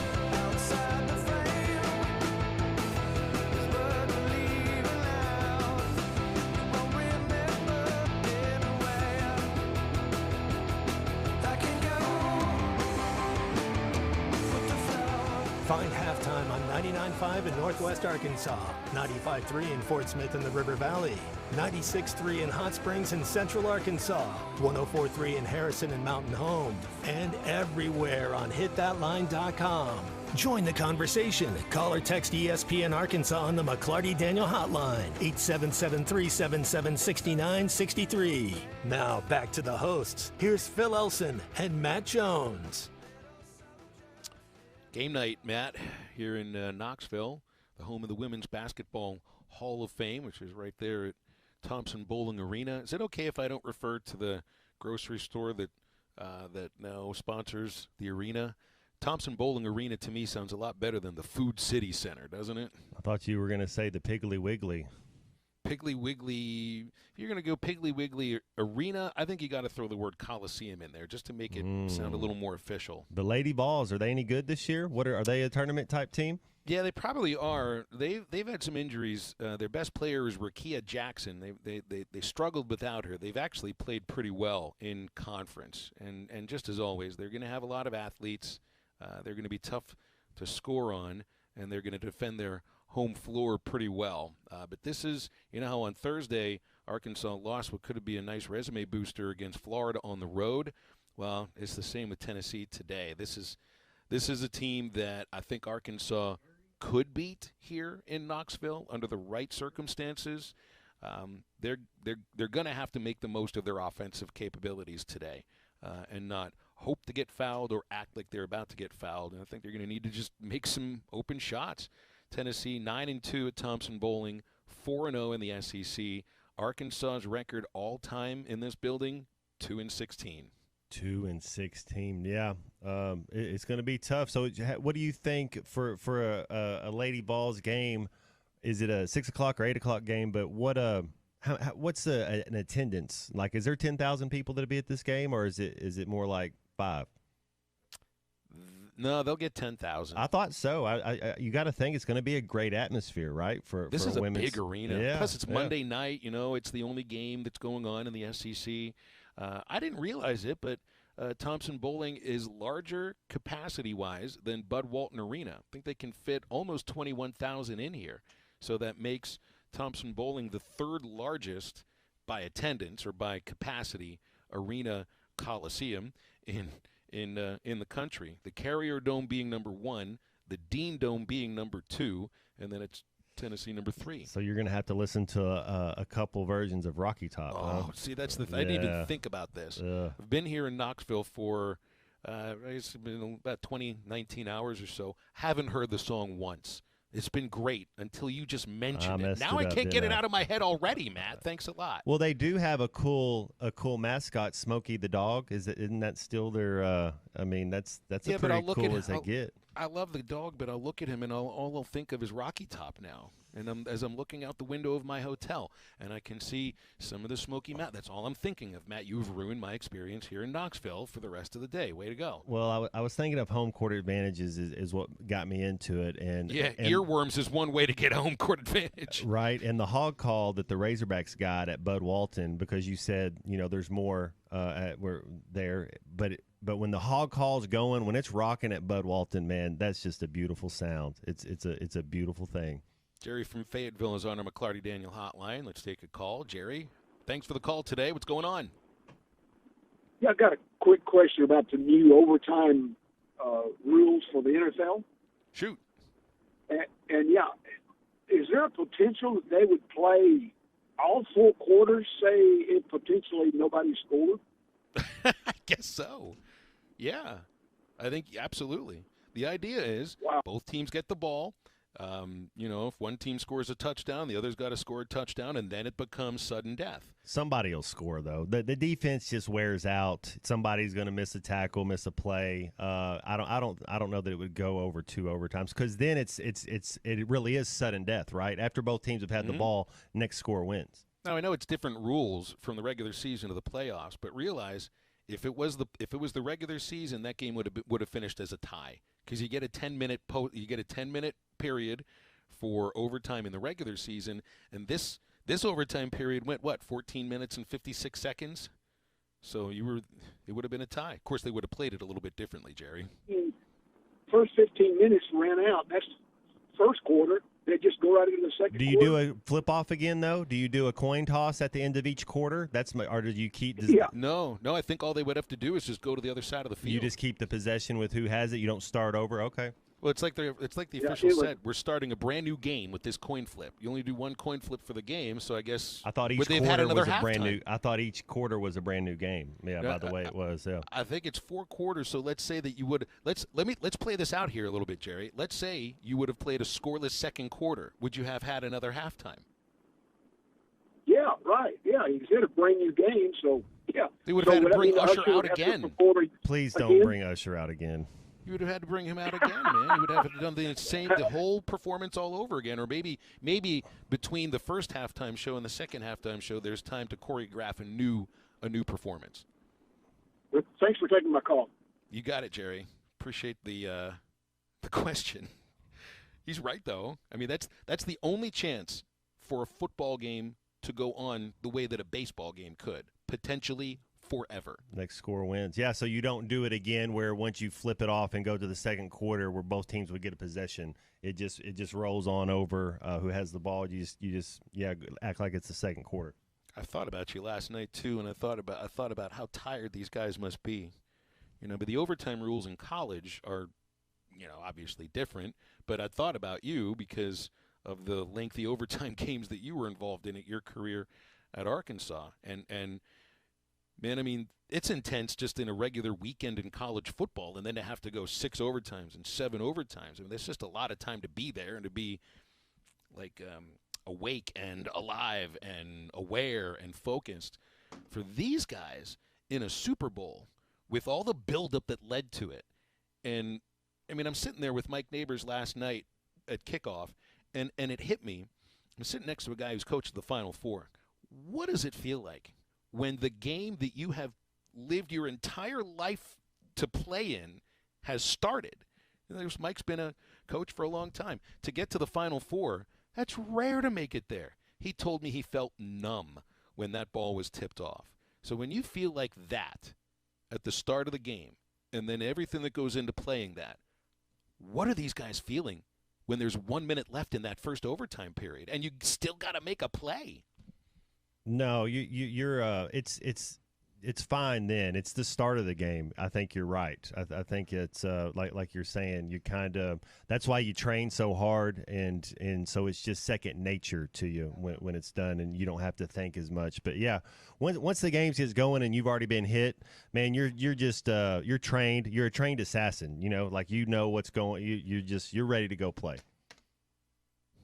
It does tell you a little bit, though. We've got to explain new rules for what overtime is like. And I got a text just a moment ago asking, have the rules changed for baseball, for college baseball, extra innings? You know, we've got the change that we've seen in Major League Baseball, which I don't like, but I understand why they're doing it with your free runner at second base. I don't think college baseball is changing that, and I hope they don't. You know, they just don't want to have games that go on for 15, 16, 17 innings. And, you know, the whole point, and I agree, I can understand where you're coming through when you kind of bash the overtime rules earlier. Like, you had 4 quarters to score more than the opposing team. So the idea of fairness, when it comes down to it at the end, well, it's been fair up until this point. It's either you keep it rocking like you're saying now, like you just go back when you start overtime, you wherever the ball is, you just keep it going. You know, if you're going to start it over, it should be, man, you kind of got to get lucky. You know, you want to win that coin toss and get the ball, and if you go down and score, that's fini. Everybody go home. We won. Yeah, we get 10-minute. Brett's texting in here. 10 minutes on NFL overtime. Why you don't roll to a double overtime instead of trying to finish in 1 OT. Well, at least you can't have a tie. At least you can't do a tie.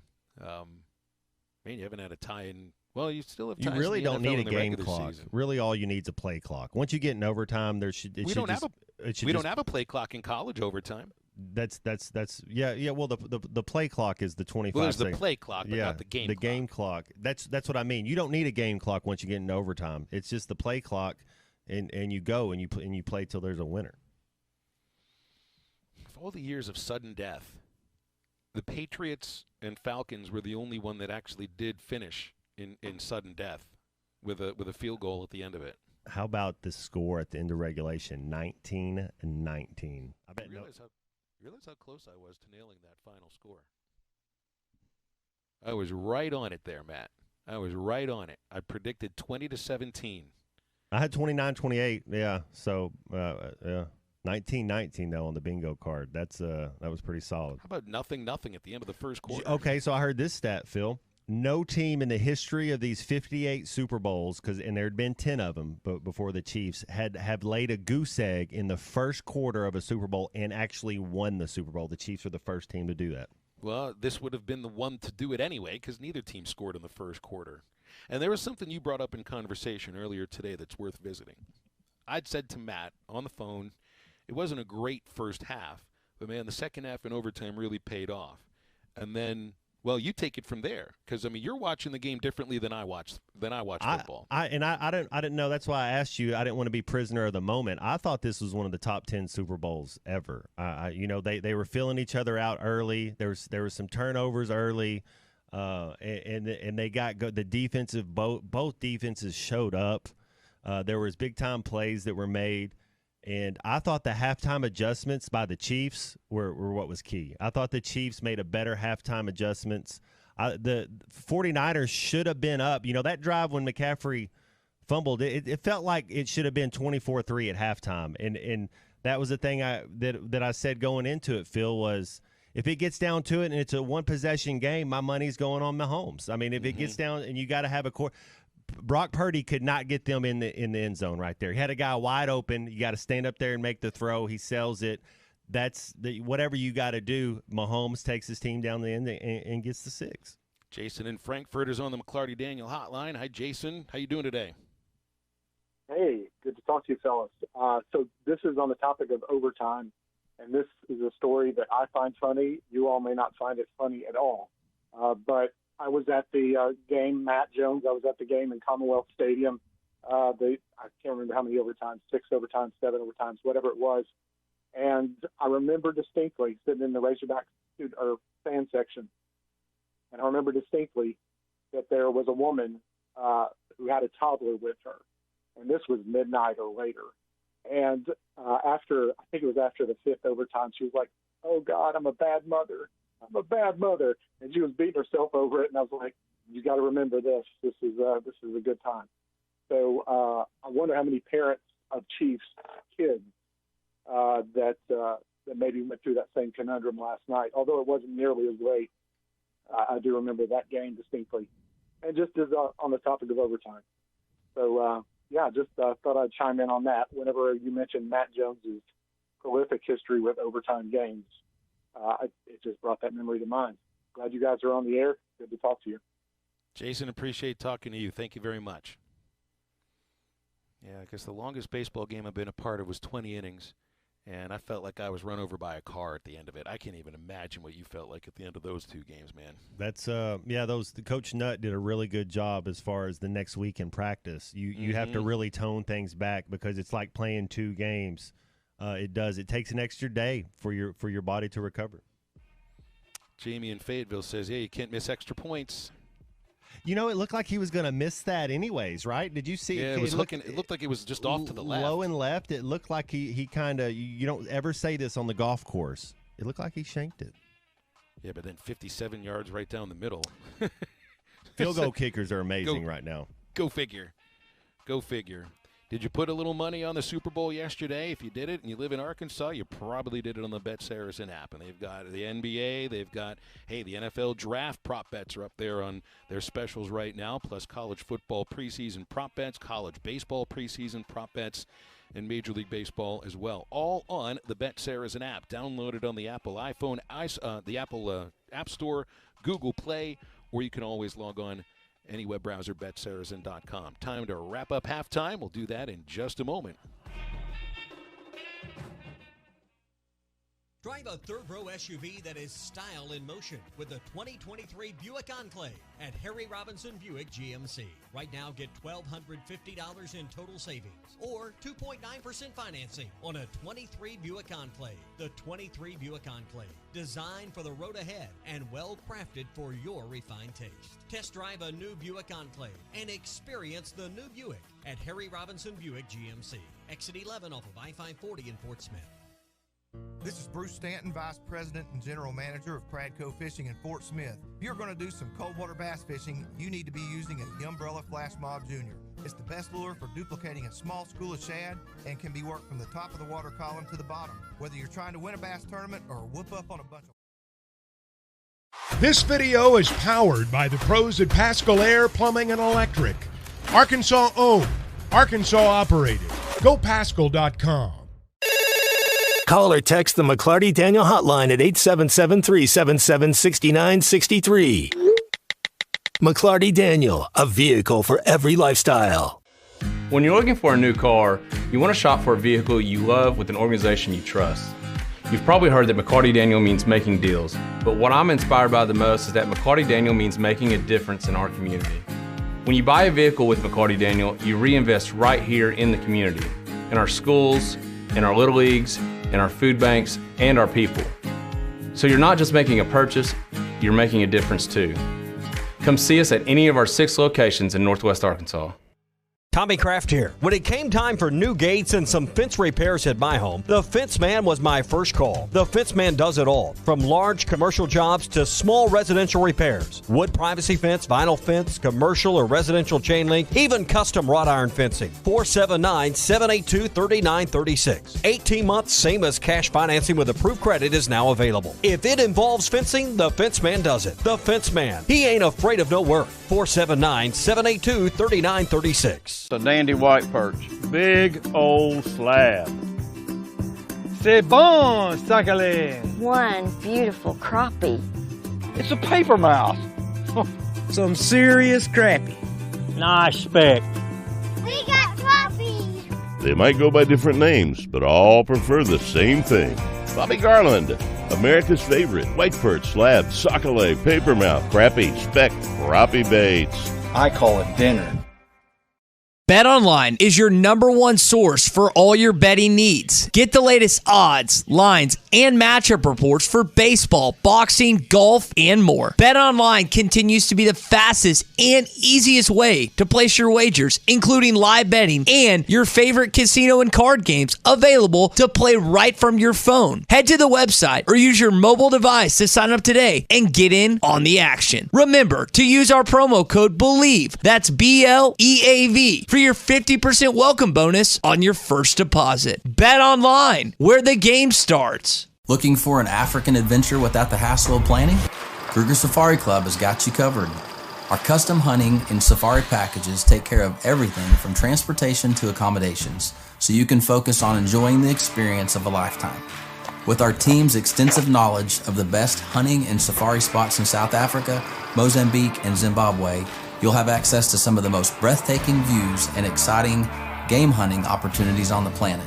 And with our commitment to ethical hunting and giving back to the local community, you'll know that your trip with us is making a positive impact. Book your trip now and let us take care of the rest. Find out more at KrugerSafariClub.com.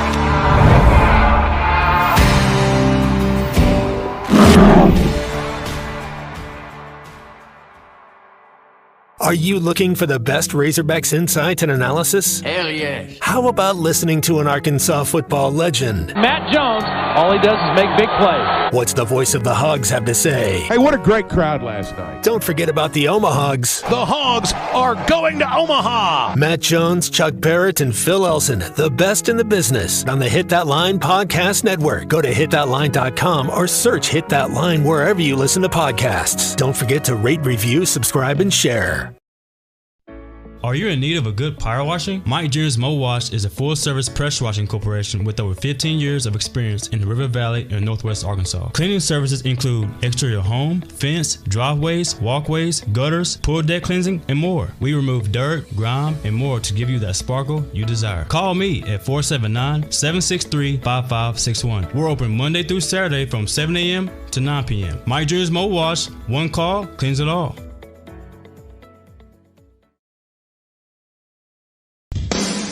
Madonna has gone from like a virgin to like a surgeon. You can try to nip and tuck from the curse of sin, but eventually death is going to win. God will do major surgery on this sin-filled world, and when he does, people will try and hide their faces from him. Even plastic Christians won't be exempt. Look up Isaiah chapter 2 and see how the spiritual world renders this an immaterial world. I'm Pastor Abe from Woodland. Read about it.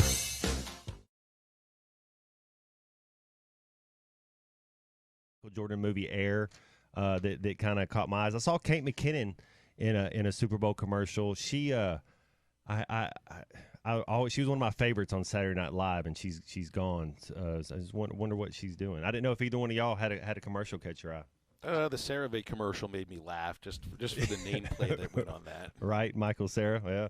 The O.C. Human Euro one, where the kid was, I think from Haiti or something, and he was trying to. He was like playing catch and with the NFL players and stuff, and he stumbled upon O.C. Manure. It's kind of just like a promotion for players in other countries to make it to the NFL. I like the Reese's ad just because it had a dog that was using a hula hoop at the end of it. It was a little bit. It was a really weird ad, but that one made me laugh. And what's the other one? Oh yeah, Schwarzenegger and Danny DeVito together. With Schwarzenegger making fun of his "get to the chopper." I got a kick out of that. Did you either one of you guys like the Ben Affleck, Matt Damon, Tom Brady, Jennifer Lopez, Dunkin' Donuts commercial? Matt Damon's like, man, I always told you I'd do one thing for you. That was it. Don't ask for anything else again. He's like, relax. They're naming a drink after us.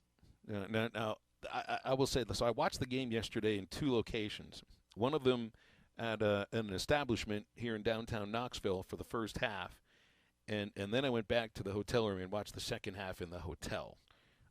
And so I didn't get a chance to see all the commercials from the first half because it was a little bit loud in there. But they actually had a decent setup. I like if you go into a sports bar that they actually have all the speakers turned up so you can hear the broadcast. But then there's too many people showing up. There's too much talking, and I still couldn't hear what was going on. So at that point, I'm like, screw it. I'm out of here. Much rather watch it in a hotel room by myself.